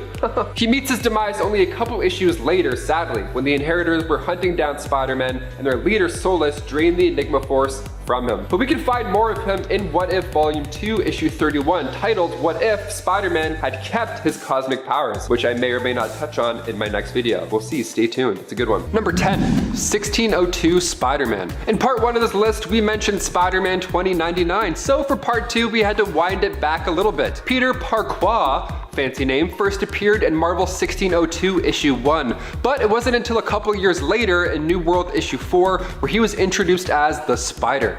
Peter Parquois didn't have any powers per se, but he still got the job done for Fury. Sorry, Royal Spy Master Nicholas Fury, that is. Now, I love this version of Pete quite a bit because there's these odd looking spiders that you're expecting that are going to bite him, and then he's going to turn into the webhead, but it just doesn't happen. It gets so close, and then he's like, I'm a normal guy. It's great, it teases you, so fun. So this Spider-Man is, yes, of course, a little bit weaker than our 616 webhead, but I'll give him bonus points because of the ruffles. And also, no goggles either. This dude's eyes must be so dry. Number 9, Spider-Man Noir. Bumping the clocks ahead to the year 1933, the Great Depression doesn't seem like an appropriate time to do backflips and webbing people up, but the 2008 4-part miniseries finds one of the coolest versions of Peter Parker for sure. Nicolas Cage voiced this version of Spidey in Sony's Spider-Verse film, and I gotta say, they kind of nailed it. His origins are more or less the same. Norman Osborn is a shady mayor this time around, and the way Spider-Man fights crime is so extra, I gotta admit. When I read Noir, I always read Spider-Man's voice in the same voice as like Jackie Earle Haley's Rorschach. I don't know, it's so fitting and smoky, it's definitely a vibe, that's for sure. And before we continue on with this list, if you want to go ahead and give us a thumbs up, that would be extremely helpful for our channel. You're the best, thank you so much for your support. Let's get right back to this list, shall we? Number 8, Arachnite. Coming at you live from Warp World, one of the most out there versions of Peter Parker hit the page in Infinity Wars issue 3. Moon Knight and Spider-Man are gearing up. They're making a game plan to take down Gamora, and Spider-Man says, just punch whoever I punch in a second. Awesome, great deal. Now that turns out to be a lot harder than imagined when the both of them merge together. Alongside Arachnite, we got to meet Ghost Panther, Soldier Supreme, Iron Hammer, and more. Now Peter's mind was also separated into 4 different personalities like Moon Knight, each desiring dominance of his body. So there's Science Pete, the Knight, of course, the friendly neighborhood arachnid, and for when it comes to signing those checks, CEO Peter. A combination of darts and webs ought to get the job done as well. Number 7, Spider Kid. Making his first appearance in Spider Force issue 1, Earth 218 Peter's childhood is actually a little darker, believe it or not. Both of his parents passed away in a car crash tragically, and Uncle Ben was much more different after that. He was a mean old man. He was abusive to Peter, so much so that Peter actually scrapped the family name. He started going by Charlie Parker. Charlie was a troubled kid naturally. It wasn't his fault at all, but he had to spend 2 years at the Administration for Child Services and then 2 more years at Horizon Juvenile Detention Center. Now his powers didn't arrive until he was 13 after that, and then he had to bust dealers just to get by. Charlie was recruited into the Superior Spider Army by Ashley Barton, who would call Charlie Grandpa, because of the resemblance of her grandfather Pete from her reality. I love Grandpa Pete's style. The exposed arms, gotta admit, pretty badass. Number 6, spiders, man. And now on to something a little more, I don't know, disgusting, perhaps? Spider-Man of Earth 11580 is actually Spider's man.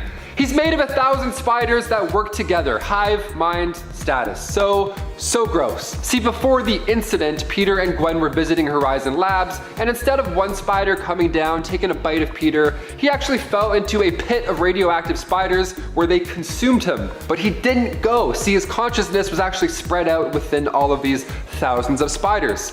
So much worse, way worse, I would say. Even on the cover of Spider-Geddon issue 3, it grosses me out. You see all of them and they're great, all the different alternate Spider-Mans, and then you see him and his mask is ripped, there's spiders coming out. Like, no, I don't want your help. I want anybody's help but you. Go away. He's actually quite similar to Carl King, who came around in comics much earlier with Spider-Man's Tangled Web issue 1.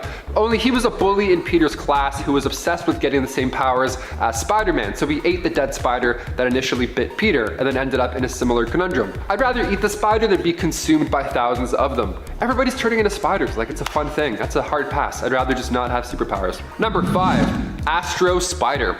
Jumping on over to Earth 3145, making his first appearance in Spider Force issue 1, John Jameson was the son of Jonah Jameson. He was an astronaut for NASA, and during one trip, a spider got trapped in his suit, which already sounds like a nightmare scenario. But when the space shuttle was then hit by cosmic waves, John obtained these amazing new abilities that all merged together. Now, he didn't come home and stop bank robbers one quip at a time. See, his Earth was actually destroyed by a thermonuclear war, so Jameson was assigned to oversee the construction of a spacecraft on the Nautilus platform. He, along with 35 others, are the last of humanity. So it's a little bit different than our, usual Earth 616 scenario. John can also read minds and create webs of solid telekinetic energy. He met his fate a few issues later when he was feasted on by Verna. Sometimes being a spider totem sucks. Number 4, the Savage Spider-Man. Less space and more savage land. This Peter Parker entered comics in Vault of Spiders issue 1. When a plane went down over Antarctica, Peter was the only survivor in his family. Now, he didn't have powers just yet, but he survived using the only remaining parachute. Tragic stuff. Now, during his rough emergency landing, the wind led him to touch down in a nest of giant spiders. And then they all just bit him non-stop until he himself gained these spider abilities, and then soon he was the new protector of Savage Land. Now later on, he was recruited into the Spider Army by Ghost Spider to fight off the Inheritors back on our Earth 616. Number 3, Hostess Cake Spider-Man. I think it's time we talk about one of the craziest versions of the webhead, and perhaps one of the yummiest, I'll say. Besides Spider's Man, it's pretty yummy too. So not only is Peter dishing out quips and flips, but he's also feeding the world. This version appeared for the first time in an ad for Hostess Twinkies, so naturally its own Marvel universe had to exist to house such a reality. And also, it's fun to talk about. So when it came down to taking on these supervillains, Spider-Man wouldn't resort to violence to get the message across. Instead, he would just huck Twinkies. He would huck fruit pies, chocolate cakes, all the treats, just coming at ya. It's so yummy. And funny enough, in Spider-Verse issue 1, the cakes are referred to as golden sponge cakes, to avoid trademark issues, then they get sued. That's also the same issue where we see the end of said golden sponge cake Spidey. Short but sweet. Number 2, Superior Spider-Man. Starting in 2013, this version is the outcome of the Dying Wish storyline, where Dr. Octavius planted his mind inside Peter Parker's. That's right, the two ended up switching bodies like it's Freaky Friday, only with super abilities. That's always fun. Otto Octavius was dying, and when Peter visited, he had no idea it's actually his own deathbed that he was looking at. Let me explain. So right when Otto Octavius switched into Peter's body, he discovered what it was really like to be a hero. He understood the whole with great power comes great responsibility thing. Having retained Peter's memories as well in this new skin suit, he decides to just go for it and fight crime, but he does it in a horrible way. He's not really sure how to balance the scales of justice just yet. He was violent when it came to handling these guys. Otto even enlarged the suit's talons to cause greater pain to his victims. Like, is he Jigsaw? Who does this? He modified the nano spider tracers as well that get ejected from said talons to paralyze the victims. Green Goblin and his army attacked, and then it was then that Otto Octavius realized he wasn't meant to be the sticky hero that he wanted to be. After coming to terms with the fact that Peter's consciousness still exists inside of him, he decided to sacrifice himself, allowing Peter to become the superior Spider-Man. Number 1, Spider-Boy. Another fun amalgam making his first debut in Marvel vs. DC issue 3, residing on Earth 9602. Spider-Man mixed with DC's Superboy. I mean, I smell power. Need I say more, really? Spider-Boy is a clone. Now he's a clone of Peter who was created during an accidental lab explosion.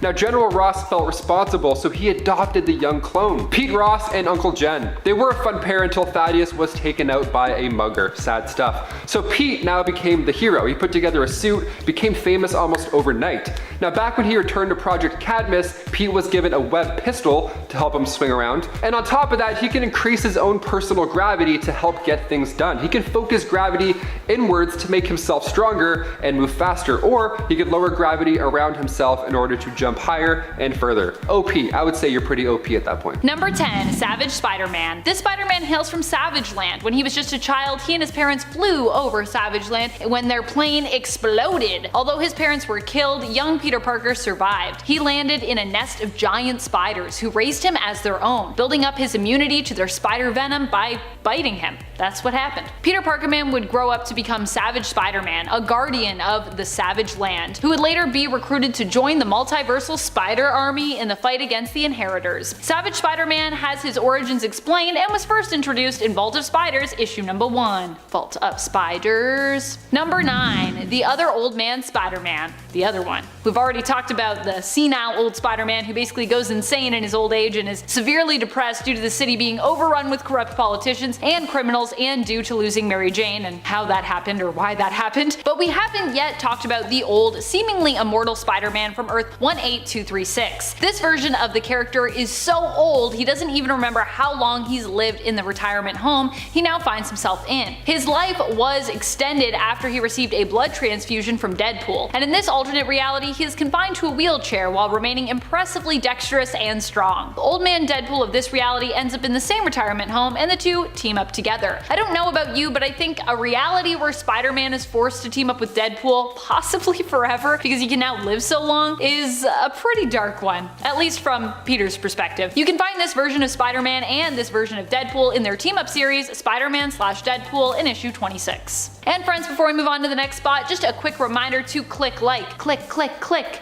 and do the other things too, like comment, subscribe, you know, all the things. Thank you. Number 8, Web Slinger. The Web Slinger is an alternate version of Spider-Man who was first introduced in Amazing Spider-Man in 2014 in issue number 9, but we later learn more of his origins in Vault of Spiders issue number 1. Here we discover how Patrick O'Hara and his horse Widow got their spider-like abilities. A spider that had become exposed to an elixir bit both of them one day, granting them miraculous abilities. This elixir had been made by Patrick's colleague Dr. Michael Morbius, who made and sold elixirs and participated in a traveling show along with the gunslinger. However, Morbius was transformed into a vampire when he himself consumed the elixir and began to feed on human children. Patrick was forced to confront Morbius, who sacrificed himself in a laboratory explosion, rushing towards it instead of away to make sure that the people would be safe from him forever. Tragic. Number 7, Mayhem. Mayhem is an alternate version of another alternate version of Spider-Man. It's a lot of alternates on alternates. The alternate version they're an alternate of is Spider-Girl of the Earth 982 reality, aka MC2. Mayhem is April Parker, the clone of May Parker, Spider-Man and Mary Jane's daughter. April was initially antagonistic when she awoke from her stasis, but was soon after brought around to the side of good and even integrated into the Parker family, becoming like a sister to May and taking the name April. At school, May explained their identical appearance by saying April was her cousin. However, April would eventually turn to the dark side once more, taking up the mantle Mayhem, after becoming jealous of May. April believed there could only be one Spider-Girl woman, Spider-Woman. Number 6, Spiders Man, Earth X. Spider-Man of Earth X is different from the Spider-Man we talked about in part 3 of this series, who hailed from the Earth 11580. Spider-Man of Earth X, or the Reality of Earth 9997, is a villain who ended up joining the Skull, and used his abilities to torment the Skull's prisoners. We don't know what his life was like before, we merely know that a mutation likely caused him to turn into a lizard-like being whose skin looks similar to the pattern of Spider-Man's suit. He has illusion casting powers which allow him to cast energy webs that cause very realistic illusions, making his victims relive the most tragic moment of their lives. Number 5. Ultimatum. Miles Morales of Earth 1610 has not been integrated into the 616 world, and because of that and because of his awesomeness, we often associate him with the main continuity, but he isn't the actual Miles of Earth 616. We have one of those, as a matter of fact, who is in fact not a hero, but instead a criminal who once worked for the Kingpin. He ended up being sent to the reality of Earth 1610, but made his way back to Earth 616 eventually. Returning, he now had knowledge of the lives people had lived in 1610 before the world was reformed as Battleworld, and then was later deconstructed and returned to normal by Reed Richards. His plan was to get rid of Miles and his family, sending them back to their home reality. However, it didn't really work out when he put it into action. Still, Ultimatum could be waiting for the right moment to strike again, and also boasts of having the immensely powerful Green Goblin of Earth 1610 at his beck and call, who also came along with him to Earth 616. Number 4. The Lizard. The Lizard was originally Peter Parker in the reality of Earth 65. Peter was a friend of Gwen's and wanted nothing more than to be just like his favorite hero, Spider-Woman. He worked on a serum that would help him to become like her and also help him to stand up to the students who mistreated him, which Gwen often did for Peter whenever she noticed that he was being teased. Unfortunately, the serum did not work as Peter expected and turned him into the monster and villain known as the Lizard. A monster which Gwen, as Spider-Woman, was forced to kill, only to find out after that all along it had been her friend Peter, who'd simply turned himself into the Lizard in the first place because he wanted to be like her. Oh my goodness. It's a pretty tragic story just all around. For Gwen, for Peter, ugh. Number 3. Venom. This version of Spider-Man comes to us from what we're referring to temporarily as Earth 848. That's a temporal reality number though, so don't get too attached to it because it's probably gonna change. As implied by the name of this point, he is from the What If inspired series Spider-Man Spider Shadow, where we imagine what would have happened if Peter hadn't decided to part ways with the symbiotic black suit we've come to know as Venom, but instead decided to stay bonded to it, basically becoming Venom. Here, Spider-Man becomes a merciless anti-hero slash villain who kills his enemies, and the Sinister Six must band together in order to try and survive. Well, a version of the Sinister Six at least. He also sports a pretty sweet beard here. Beards make you dark and edgy, right? I don't know, I've never had one, so let me know. Number 2. Black Suit Mr. Fantastic. If you thought Peter Parker keeping the black suit was a bad idea, wait till you see who else gets their hands on it on Earth TRN 848 in Spider-Man Spider Shadow. None other than Mr. Fantastic of the Fantastic Four. Well, he isn't really intending to get his hands on it, it's more like it gets its tendrils on him after blaming Reed for causing Peter to leave it. The black symbiote suit then forcefully bonds to Reed and takes control of his brilliant mind, using it to extract its own offspring. So it's likely only going to get a lot more dark in this series before it gets any brighter.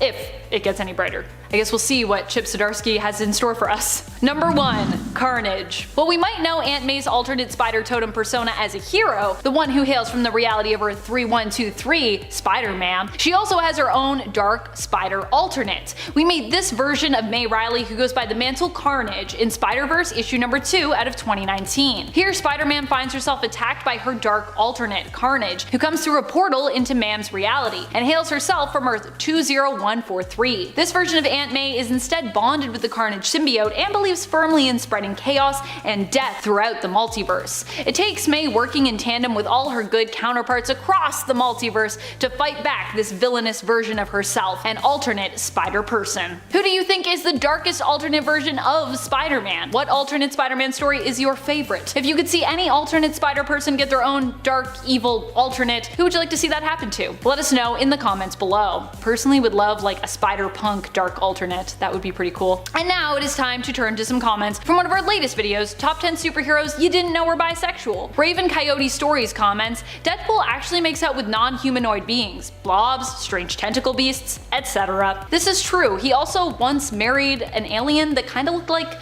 a hippo, I want to say. I don't know if that's offensive to that alien, me describing them that way, but they did kind of look like a hippo, so. Yeah. Sunstar responds, great job on the list, Amanda. I wasn't aware of Catman's orientation or of Huntress's maybe flirtation. I know, those are both two really cool things. I also learned about Catman's orientation through researching that one, and yeah, Huntress I've always been suspicious of. Danny PJR asks, who really didn't know Loki was bi? Come on people, it's clear that the biggest love of his life is himself. I mean, that is a good point, Danny, but I just felt like I had to mention it because it came up in the Loki series, and there were a lot of people that were shocked, possibly people who maybe haven't read some of the comics or just aren't as familiar with Norse mythology, but yeah, there are people that are surprised. So, and that's fine. You can be surprised if you want, or you cannot be surprised. I'm fine with it either way. Kicking off the list at number 10, Spider's Man. We'll kick off this list on an itchy note. This version of Spider-Man from Earth 11580 is actually Spider's Man. You might be asking, wait a minute Taylor, spiders? Like more than one? Oh yeah, he's actually made up of thousands of spiders that work together as if they're one person, like a hive mind.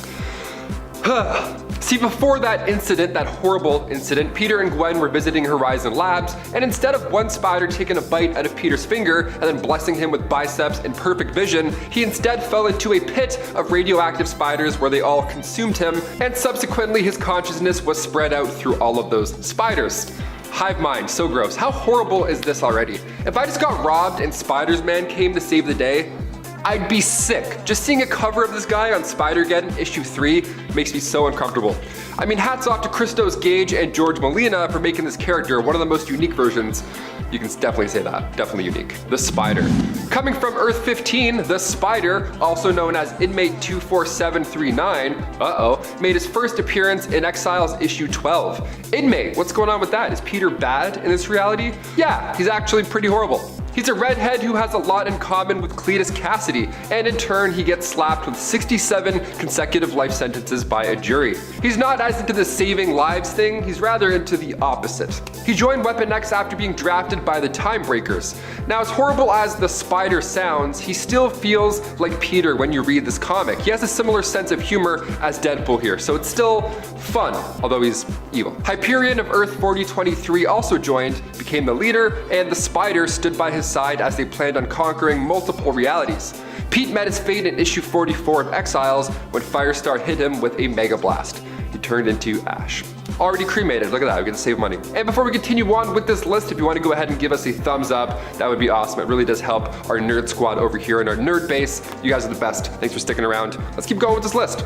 Number 8, Spider-Kid. Making his first appearance in Spider-Force issue 1, Earth 218 Peter's childhood is actually darker this time around, believe it or not. See, both of his parents passed away in a car crash, and Uncle Ben was a mean old man afterwards who was just horrible to Peter all the time. Peter actually changed his name to Charlie, and then he didn't try and be good. He actually became quite a troubled young man. He had to spend 2 years at the Administration for Child Services and then 2 more years at the Horizon Juvenile Detention Center. In order to get by, he chose to steal money from street dealers. He's not a bad kid, although I've just said that he is a few times. He just had a horrible childhood and he slipped down the wrong path. It happens. But that all changed when Charlie was recruited into the Superior Spider Army by Ashley Barton. She calls him Grandpa because he reminds her of an older Pete from her reality. He's like, yeah, I'm 13 though, please don't call me Gramps. Awesome.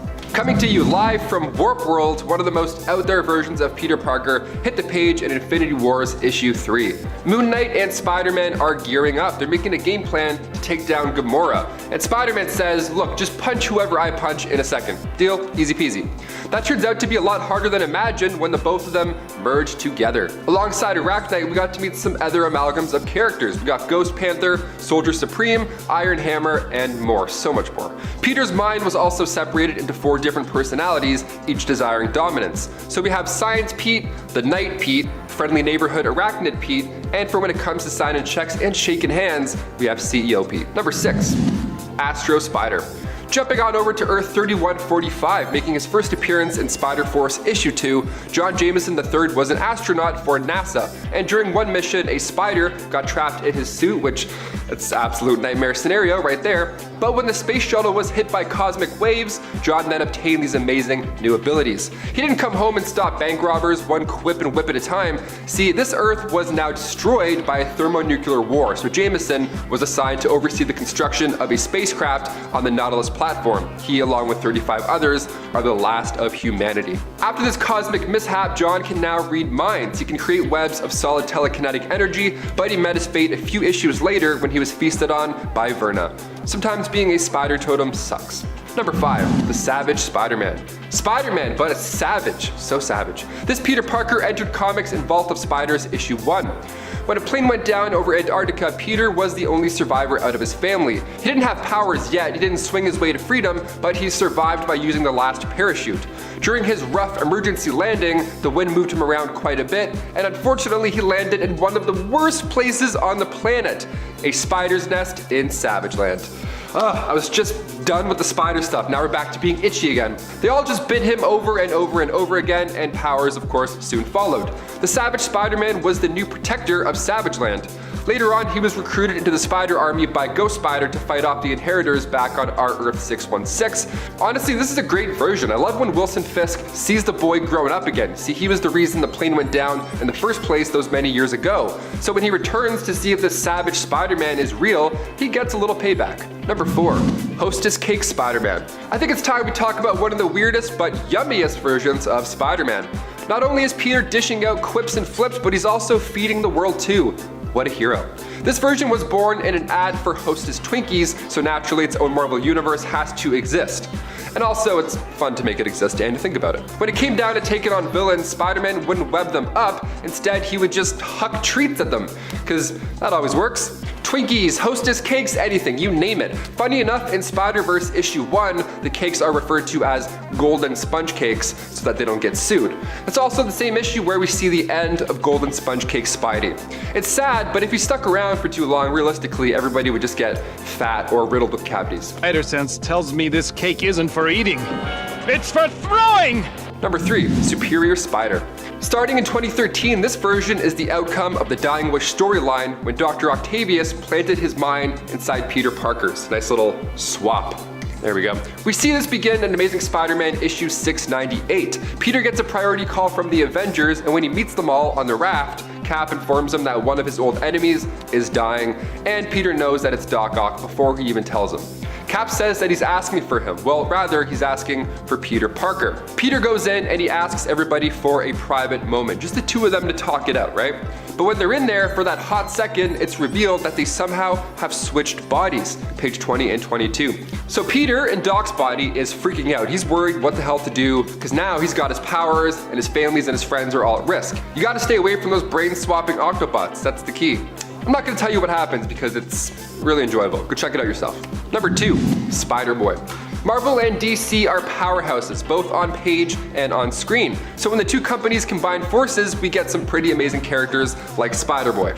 Making his first debut in Marvel vs. DC issue 3, residing on Earth 9602, Spider-Boy is an amalgam of Spider-Man and Superboy. How epic is that? Spider-Boy is a clone. Now he's a clone of Peter who was created during an accidental lab explosion. General Ross felt responsible for this explosion, so he ended up adopting the young lab lad.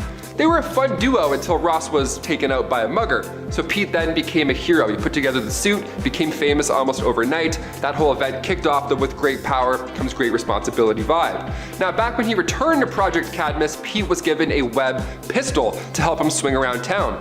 In this story, he doesn't have webs here, but it doesn't really matter. Because of his new superpowers, he can focus gravity inwards to make himself stronger and move faster, or he can lower gravity around himself in order to jump higher, further, and faster. He just clicks the off switch on gravity and then climbs walls. Must be nice. Guy probably kills it with wall sits. And finally, number 1, Flash, Betty, and John. For the last one on this list, we figured we'd end on a 3-in-1. What If is releasing weekly episodes on Disney Plus currently, so I have to throw it back to one of my favorite issues from Volume 1 back in the 70s. What if someone else besides Spider-Man had been bitten by the radioactive spider? Written by Don Glutt, What If Volume 1 Issue 7, we get to see Flash Thompson, Betty Brant, and John Jameson get their shot at being Spider-Man. How lucky. First, Flash gets bit, he gets the powers, and he teaches a bad driver a lesson. With his new strength, I mean, he's a little bit too harsh. The middle finger always works, but okay, rocky start, that's fine. Then he decides to take a crack at professional wrestling. He thinks it's gonna be a breeze, but due to said super strength, he killed the guy instead of tapping him out. Not much of a superhero there. The Vulture ends up ending his not so hot streak, so next up we have Betty Brant. Her costume is arguably the flashiest. It makes for great photo shoots, apparently. Gotta get those likes somehow, make those superpowered TikToks. I'm here for it. But when she runs out of web fluid while striking a pose, the thief that takes Uncle Ben's life runs on by, and no one does anything about it. And finally, this issue shows us John Jameson getting his shot. While his outfit was also pretty on point, his judgment was not. John tried to stop a space shuttle from crashing and didn't live to tell the tale. Next time you feel like web swinging to work, just remember that the responsibility thing is just as important as the powers. In attends Spider-Man. In this what if story, Peter forgets his lunch at home, so Aunt May rushes to the science demonstration to give it to him, because, you know, that's gonna help with the bullying. Except this causes her to be the one who gets bit by the radioactive spider, and Aunt May becomes Spider-Man. But don't worry, dear, Spider is more of a costume to me than my identity. In truth, I'm just your friendly neighborhood aunt. Using a costume to hide her real identity, May set out to earn money for the family doing stunts. However, when the villain Leapfrog made an appearance, the Spider-Man defeated him and became a crime fighter. And I probably find this too funny considering how this wasn't like actually invented at the time. However, a leapfrog is like one of those like Game Boy Light things for kids that, you know, they have like educational games on them or whatnot, or like games where you have to like jump over the logs to get across the river. So I just imagine Aunt May fighting with technology instead of a supervillain, and I love it. It's so good. Not to mention that when the threat of the inheritors was stopped by transferring their consciousness into infant human babies, the children were adopted by May and brought back to her Earth. I love it. Coming in at number 9, we've got the malfunctioning spider clone known as Kane. The original very first Peter Parker clone created by the Jackal, Kane was considered a failed experiment due to his cells degenerating into a deformed state. This degeneration also had a side effect of actually enhancing Kane's spider abilities, however, making him initially stronger and faster than the other Spider-Men, and with his spider sense essentially capable of getting brief flashes of future events. Despite his complicated beginnings as a villain of the Clone Saga, particularly taking an interest in fighting Ben Reilly, Kane would go on to find some sort of redemption by taking up the anti-hero mantle of the Scarlet Spider in the city of Houston, finally finding a place where he could carve out his own identity as a hero. From a falling apart, bearded version of Peter Parker to a spider that can stand on its own, that's one hell of a character arc for a clone named Kane. And it ain't Miguel O'Hara. Miguel was born after his mother had an affair with her husband's boss, Tyler Stone, the vice president of Alchemax. Yeah, that's not gonna create any issues. After being forced to start human trials on research that wasn't complete, Miguel went to Stone to quit from his position at Alchemax. However, Stone ended up giving him a dose of a highly addictive substance known as Rapture. Alchemax was the only place that made Rapture, so he figured that since he was now addicted, Miguel would have to stay. But Miguel had programmed his own DNA into the machine it used in the human trial as kind of like a control, so he was able to put himself in the machine and tried to reset his DNA back to what it was before he was addicted to Rapture, because Rapture combines with your DNA. But this instead combined his DNA with that of a spider, which granted him the same powers as Spider-Man, but on a non-radioactive level, along with a couple upgrades like telepathy and talons that grow from his fingertips. It was actually so bad it caused some dude to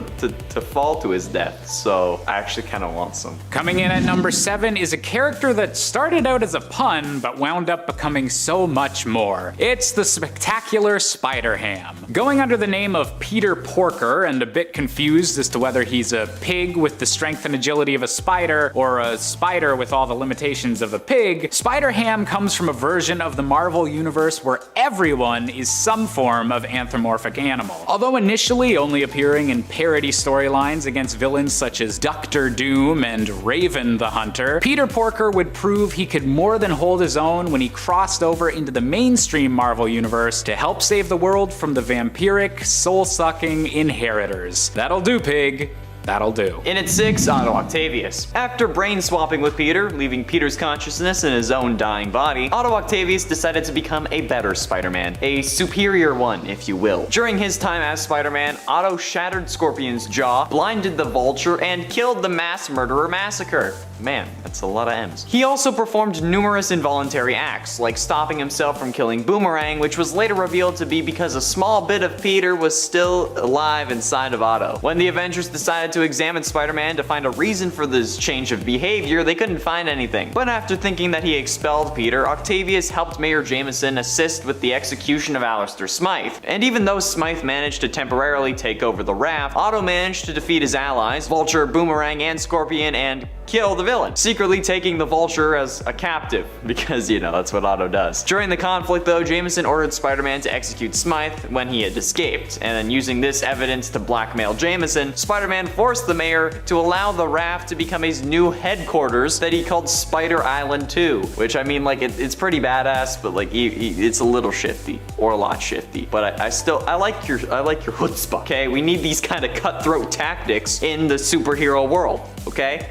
Good on you, Otto. Coming in at number 5, we've got John Jameson, the Astro Spider. That's right, in the alternate universe of Earth 3145, the son of infamous Spidey hater J. Jonah Jameson is actually himself a space-themed version of Spider-Man. During a trip during his day job as an astronaut, John Jameson found himself with a spider inside his spacesuit while being bombarded with cosmic rays. Don't you hate when that happens? These rays merge their genetics and turn John Jameson into the Astro Spider. Instead of web fluid, John's webs are made of psychic energy, and on top of all of his usual spider abilities, he has the telepathic ability to read minds. Something tells me that his father might not approve of his new line of work, however. And at 4, Ben Reilly. Ben Reilly is a clone of Peter Parker, but goes on to create his own identity of Scarlet Spider. So technically, it isn't Peter, okay? Ben was created by Miles Warren, the supervillain known as the Jackal, to torment actual Spider-Man, and seemingly he died in their first encounter. But the clone actually ended up surviving and exiled himself for 5 years, only returning to New York after learning that Aunt May was sick, because I guess technically he's her aunt,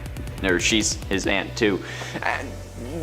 Semantics. After making amends with Peter, Ben fought alongside him as the Scarlet Spider. For a brief period of time, Ben and Peter were actually tricked by Norman Osborn to believe that Ben was the real Peter Parker. So the guy currently going by the name Peter left New York with his wife, Mary Jane, you know, and then left Ben to pick up the mantle of Spider-Man, because, you know, why not? Might as well. During the events of another fight against Osborn, though, as the Green Goblin, Ben was impaled and died in Peter's arms. Also discovering that Peter being the clone was just total BS. It was a lie. So I mean, like, at least the real Peter didn't die. He would later be revived, but still, this is one of the most iconic Spider-Man alternate versions in existence, so you knew he was gonna be on this list. At number 3, we've got Gwen Stacy, aka Spider-Gwen, aka Spider-Woman, aka Ghost Spider. Geez, this girl goes by a lot of names. In an alternate universe where Gwen Stacy and not Peter Parker was the one bitten by a radioactive spider, things turned out much differently than the regular Marvel universe. Bullied relentlessly by his peers and without any powers of his own, this version of Peter eventually becomes the Lizard after stealing Dr. Connor's serum and has to be tragically killed by his best friend Gwen before he can hurt anyone else. This leaves Spider-Gwen feeling she must atone for her friend's death and become the greatest hero she can, something she's continued to do over the years with more and more crossovers into the mainstream Marvel universe, where she can help and perhaps even outpace the Peter Parker of their world. Penultimately, in at number 2, Stan Lee. One of the major elements of Spider-Geddon is that the book is packed with spider beings or spiderlings from every corner of the Marvel universe. Ignore the fact that I messed up saying corner. We're talking Spider UK, Octavia Otto, Spider-Woman, which is Aunt May from Earth 982, which is different from Spider-Man, don't worry, Spider-Gwen, Spider-Ham, and many, many more. This crossover even gave us a real alternate universe version of Spider-Cop, which, as a fan of the PlayStation game, I have to admit makes me feel warm and fuzzy inside. And it also made the Spider-Man from that game, who was also in this crossover, very happy. However, in addition to the tribute artwork at the top of the comic, did Marvel sneak another version of Stan Lee in for the fans with a keen eye? It seems so. On page 25 of Spider-Geddon number 5, the final issue in this run, 1, we can see 2 instances of a Spider-Man who looks very familiar, and not in the he's a Spider-Man kind of way. This character is present in both panels 1 and 3 of this page and looks nearly identical to Stan Lee, especially with like his whole signature look thing. So by far my favorite version of the character. Rest in peace, Stan Lee. Coming in at our number 1 spot, we've got to go with Miles Morales, the name that is quickly becoming just as associated with Spider-Man as the iconic Peter Parker. Originally appearing in the Ultimate Marvel Universe following the death of their own version of Spider-Man, Miles Morales was a young boy from Brooklyn with an origin story strikingly similar to Peter Parker's, but with some twists. Bitten by a radioactive spider from Osborn Industries, Miles' reason for getting his powers was due to his supervillain uncle, Aaron Davis, otherwise known as the Prowler. Quickly becoming an exciting new take on Spider-Man in his own universe, Miles Morales proved to be such a hit that he was eventually combined into the regular Marvel Universe and formed a friendship/mentorship with its still alive version of Peter Parker. While many have become Spider-themed heroes over the years, Miles Morales is a character that best shows the youth and heroism that so many of us love about Spider-Man, and goes to show that anyone is capable of wearing the mask. Miles never gives up and never stops trying, and for that, he might just be the very best Spider-Man. In a sense, Superior Spider-Man. Superior Spider-Man is actually Otto Octavius, who prior to the Superior Spider-Man storyline had brain swapped with Peter. Yet a piece of Peter still remained in his own body and didn't die in Otto's body, which ended up convincing Otto to be a hero, albeit a darker one. This small bit of Peter that was left in his body was also trying to regain control, for obvious reasons, because you know a superhero was piloting his bone mech. This small bit of Peter though was at times able to interfere or even control Otto temporarily. One of these moments came in Superior Spider-Man number 8, where there was a device that was capable of wiping Peter from Otto's brain, but to get the actual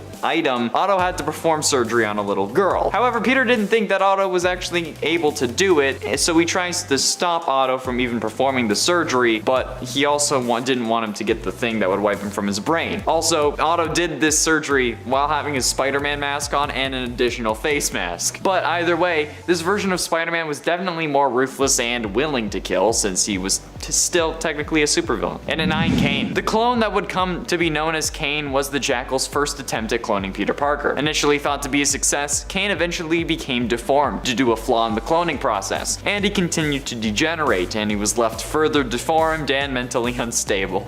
Aren't we all? The Jackal allowed Kane to live as like a test subject to see how long he would be able to survive, and it ended up exceeding Jackal's expectations. As a result though, Kane experienced a strong feeling of rejection that might be kind of like a father-son kind of thing, you know what I mean. Kane left and realized that the degeneration that had caused his mental state to decline had also amplified his powers that he had genetically kind of inherited from Peter. His strength, speed, stamina, and agility were also comparable to those of Peter, but he also gained precognitive powers as well, which showed him flashes of the future, which seemed to be sort of an amplified spider sense. He also possessed a mark of Cain, which was a corrosive touch that he used to leave eaten away handprints on victims' faces, which is pretty damn scary if you ask me. Also, if you're enjoying this video and want to see more, be sure you hit that like button and subscribe, because it really helps us out against the algorithm almighty. Also, I'm dressed as Spider-Man and talking about Spider-Man, so I feel like that's worth a like. And at 8, Pestilence Spider-Man. When Apocalypse started his plans for world domination, he captured 4 people who he saw as being good enough to be his horsemen and corrupted them. Spider-Man became the horseman known as Pestilence. Pestilence was one of the horsemen that Deadpool, Cannonball, and Siren encountered in their alternate reality search for Cable. And even though Pestilence was accompanied in the fight by Famine and Archangel, all 3 of them were defeated. This version of Peter Parker has the same powers as his 616 counterpart, except this time they've been augmented by Apocalypse when he corrupted them. But I mean, like a Spider-Man who is literally a horseman of the apocalypse and asks people if they will scream while he sucks the marrow from their bones, I think it's safe to say that this guy's pretty damn scary. And he made his first appearance in 2005, which makes this character around the same age that Peter was when he got his powers, which is kind of ironic. He hails from Earth 5701, which is the Age of Apocalypse Earth. And it's 7, Ghost Spider. Ghost Spider comes from Earth 11638, and in this reality, Peter Parker's Uncle Ben never died, and actually ended up helping Peter to train as a hero with his new spider powers, becoming the Amazing Spider, a famous and popular superhero who also became a rich and successful scientist, having his own company called Parker Technologies. With his resources and motivation from Uncle Ben, the Amazing Spider used transportation technology to bring Spider-Men from other universes to his and absorb their powers to increase his. After bringing the Spider-Man from Earth 616 to his Earth though, and making him believe that he arrived in this universe by accident, the Amazing Spider was weakened by the feedback of the dimensional portal. Eventually, the Amazing Spider was convinced that what he was doing was not in fact heroic and allowed himself to die. But after dying, the Sorcerer Supreme of Dr. Banner,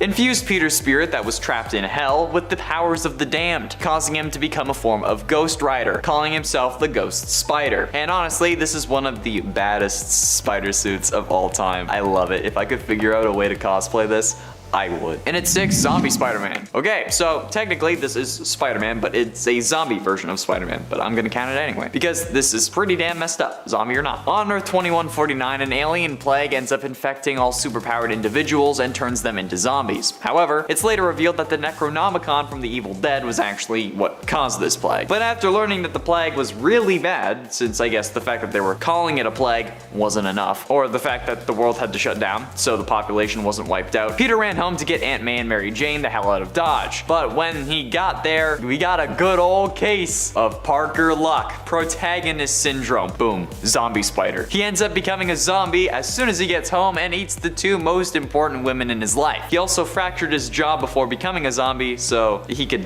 open his mouth more, I guess. Or kind of like man spider it. Yeah, it's not a pretty sight. Like even by zombie standards, it's whew. Halfway through into number 5, Man Spider. Man Spider is the mutated form of Spider-Man which appeared in both the comics and the 1990s animated series, with his original appearance actually coming from the animated series. In the 90s cartoon, Spider-Man's transformation into the Man Spider was not caused deliberately like it was in the comics, but as a result of his body mutating further from the original spider bite that gave him his powers. After his attempts to ask Professor X and the X-Men for help developing a cure meet with failure, Spider-Man turned to his friend Dr. Mariah Crawford for aid. Unfortunately, his initial attempt to cure himself resulted in him accelerating the actual mutation process and growing 4 new arms. The accelerated mutation subsequently caused him to mutate into the Man Spider after fighting the Punisher and a recently mutated Michael Morbius. The mutated Spider-Man retained some of his memories and his emotional responses to seeing loved ones or people who reminded him of his loved ones but could not communicate with them. Eventually, during the final episode of the storyline called Neurogenic Nightmare, Dr. Connors reprogrammed devices that Vulture was using to absorb youth from other people and caused him to give Peter back his spider powers but not the mutation, resulting in the Vulture mutating into Man Spider, although somehow he had gotten rid of this mutation off screen later in the series. It's also worth noting that the introduction of Man Spider in the comics, which was thanks to this animated series, is actually what introduced the biological web shooters from Sam Raimi's Spider-Man into the comics as well. And at 4, Spider Carnage. Spider Carnage is my favorite alternate version of Spider-Man. Also being introduced in the Spider-Man animated series in the 1990s like the Man Spider from last number, this version of Peter Parker shared most of his early life with his superhero counterpart. However, the difference between these two was that Aunt May at some point died as well, being buried next to Uncle Ben. Thanks to some messing around with interdimensional portals by Jonathan Ohm, a version of a Carnage symbiote from another universe sensed this Peter's anger and latched onto him, turning him into the Spider Carnage, a version of Spider-Man with the Carnage symbiote, if you couldn't tell. A villain set on revenge and the destruction of all realities. Spider Carnage is one of the coolest iterations of Spider-Man to date in my opinion, and it's part of the reason I love the 90s cartoon so much. I watch it all the way through just so I can see Spider Carnage at the end. And while there is a version from the comics just called the Spider, which is Spider-Man with the Carnage symbiote, this version wanted to destroy literally everything, so yes please, this is certainly the scarier of the two, just saying. Sorry comic lovers, okay? Look, I like the comics too, but Spider Carnage is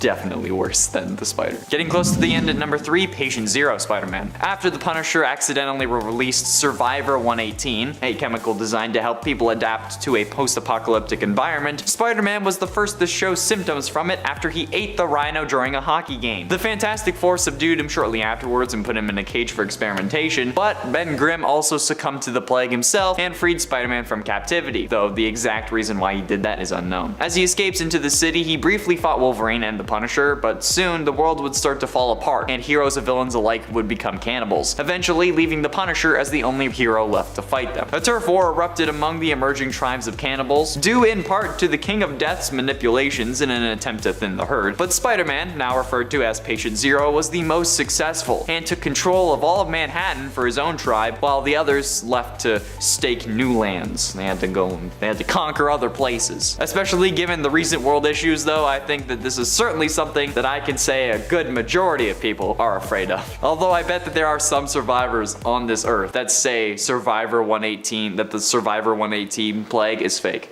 Calling it. Penultimately, in at number 2, Wolf Spider. At an unknown time in this universe, Wolf Spider gained spider-like powers, but unlike most other realities Peter Parker, he became a villain, remorselessly killing this universe's Miles Morales and everyone who stood for heroism and responsibility. Because, you know, we're bad guys, it's what we do. First appearing in the Ultimate Spider-Man cartoon in Season 4, Episode 16, this guy isn't even the villain of just one world. After finding a shard of the Siege Perilous, he traveled through dimensions to find the rest. One of these dimensions was Blood Spider's homeworld, where he allied himself with the Lizard King. After turning almost everyone into vampires, which is weird because I mean it was called the Lizard King. Well, wouldn't you want to turn them into lizards? But whatever. He and the Lizard King hatched a plan to block out the sun so that vampires could just roam free on the earth. And this sounds very Dawnguard Volkihar clan to me. Okay, Peter? Like, you gonna tell me that you need to find Oriel's bow next? And like a daughter of Cold Harbor? I don't know. Skyrim. Wolf Spider, though, was cold and ruthless and obsessed with gathering the shards of Siege Perilous, and seemed to have a grudge against Spider-Man and every Miles Morales. An evil Peter Parker is always a scary thing. And finally, in at number 1, Spider-Man. Peter Parker of Earth 11580 was once a promising young student, invited by Max Modal alongside his best friend Gwen Stacy to tour his Bleeding Edge company at Horizon Labs. One of the experiments the pair observed was a massive colony of spiders that Modell was bombarding with numerous radioactive particles in the name of genetic alteration. Parker, of course, fell into this colony where he seemed to be devoured, but in the process, the spiders became a singular hive mind construct that absorbed Peter's consciousness. So they started masquerading as the man they absorbed. The Hive, calling themselves Spidersman, put on the Spider-Man costume and began to fight crime in Cruel York. First appearing in Spider-Geddon number 3, I absolutely hate the idea of a whole human being made of spiders, because that's just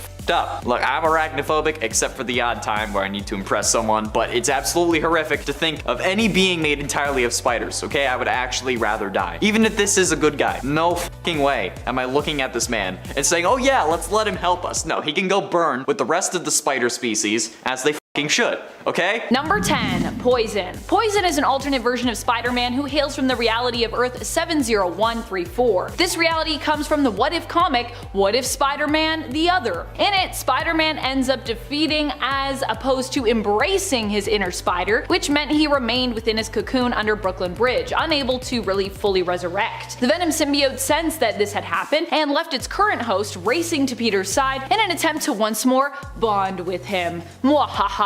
While Peter attempted to internally fight off the Venom symbiote while in stasis, he was ultimately unsuccessful, and something new instead was born. This was Poison, an incomplete version of Peter Parker bonded more intensely with the Venom symbiote. This version of the hero returns home only to terrify MJ, who has been awaiting him for a long time. I don't know about you, but I say move over, finger guns, Peter Venom, and let's get Poison in the MCU. A villainous version of the hero and villain joined together that I think would be cool to have on the big screen, and especially to see face off against a team of heroic spider alternates. Number 9, Spider-Man. One of my all-time favorite Spider-Man alternates is actually a female version of the character. We are talking about Aunt May as Spider-Man. She became an alternate version of the superhero in a What If, and from there went on to join the other spider folks from across the multiverse in the fight against the Inheritors. We've also seen a few other stories involving Aunt May's spider-themed hero, who typically fights alongside her family unit, her husband, Uncle Ben, and her nephew, Peter Parker. Peter is the brains of the operation,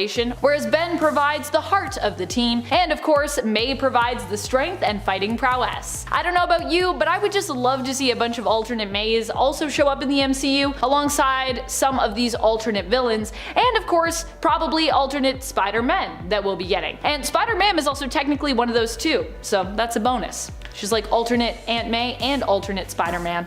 And friends, before we move on to this next spot, if you are loving this list and you want to talk more about alternate spider folks that we would love to see in the MCU, because goodness knows there's a lot of them at this point, be sure to let us know by giving this video a thumbs up. Number 8. Spider-Side. Spider-Side is one of Peter's evil clones. I say one of because, well, he's had a few over the years. Spider-Side was an alternate Spider-Man clone created by the villain Jackal. Jackal attempted to convince Spider-Side that he was the true Peter Parker, and it was later revealed that he was created to destroy Peter, Mary Jane, Ben Reilly, and Kane Parker. However, he failed in this mission. Spider-Side has powers similar to Peter Parker, being one of his clones, but he can also alter his body at the molecular level, shapeshifting somewhat, extending his limbs like Mr. Fantastic, and changing his density. He was also known initially for being more prone to violence. We have seen Spider-Man take on bad guys before on the big screen and in the MCU, but it would be pretty cool to see Tom Holland's Spider-Man take on an evil clone of himself. Clone Saga in the MCU, will it happen?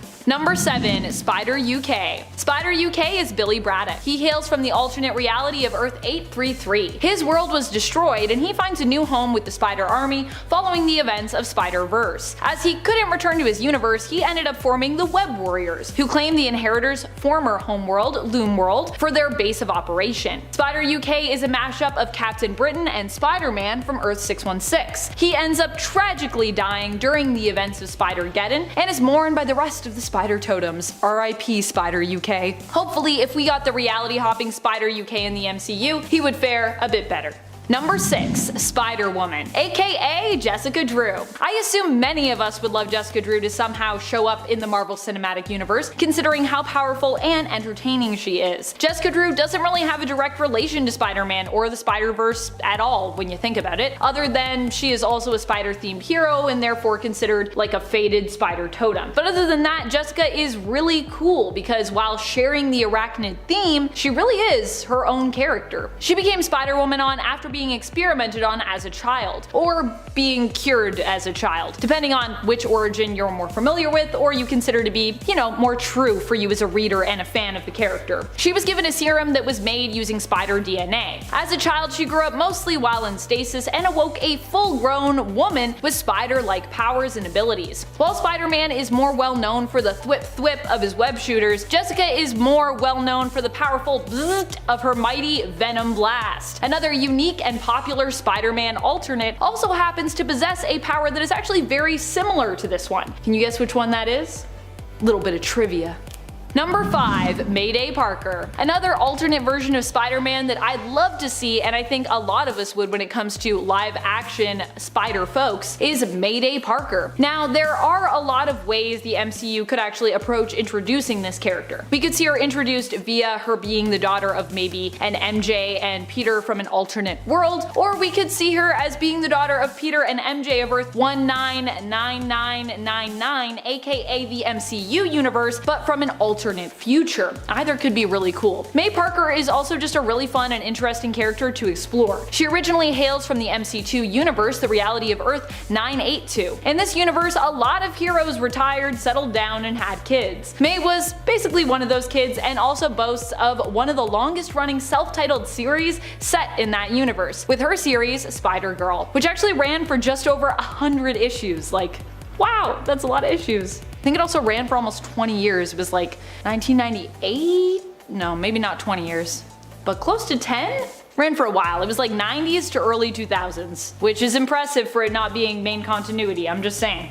Number 4. The Cinematic Amazing Spider-Man. This is the Peter Parker who technically hails from the reality of Earth 120703, also known as the reality of the Amazing Spider-Man film series. This portrayal of live-action Spidey was played by Andrew Garfield. I always think of him as the coolest on-screen portrayal of the character, the coolest version of Pete with maybe the best hair? I don't know, let me know your vote for who you would think has the best hair of all of the live-action Spider-Men that we've had thus far. Of course, we all want and expect that Andrew Garfield's version of Spider-Man will make his way to the MCU. Why? Because we are opening up that multiverse, and the easiest alternatives to incorporate into live action are of course other live action alternatives like this version of Spider-Man himself. The question is, will we see any alternates of Gwen show up to possibly give Spider-Man a sense of closure? I think it would be really cool for his character to at least, get a say goodbye in person, even if it was just to an alternate version of that character.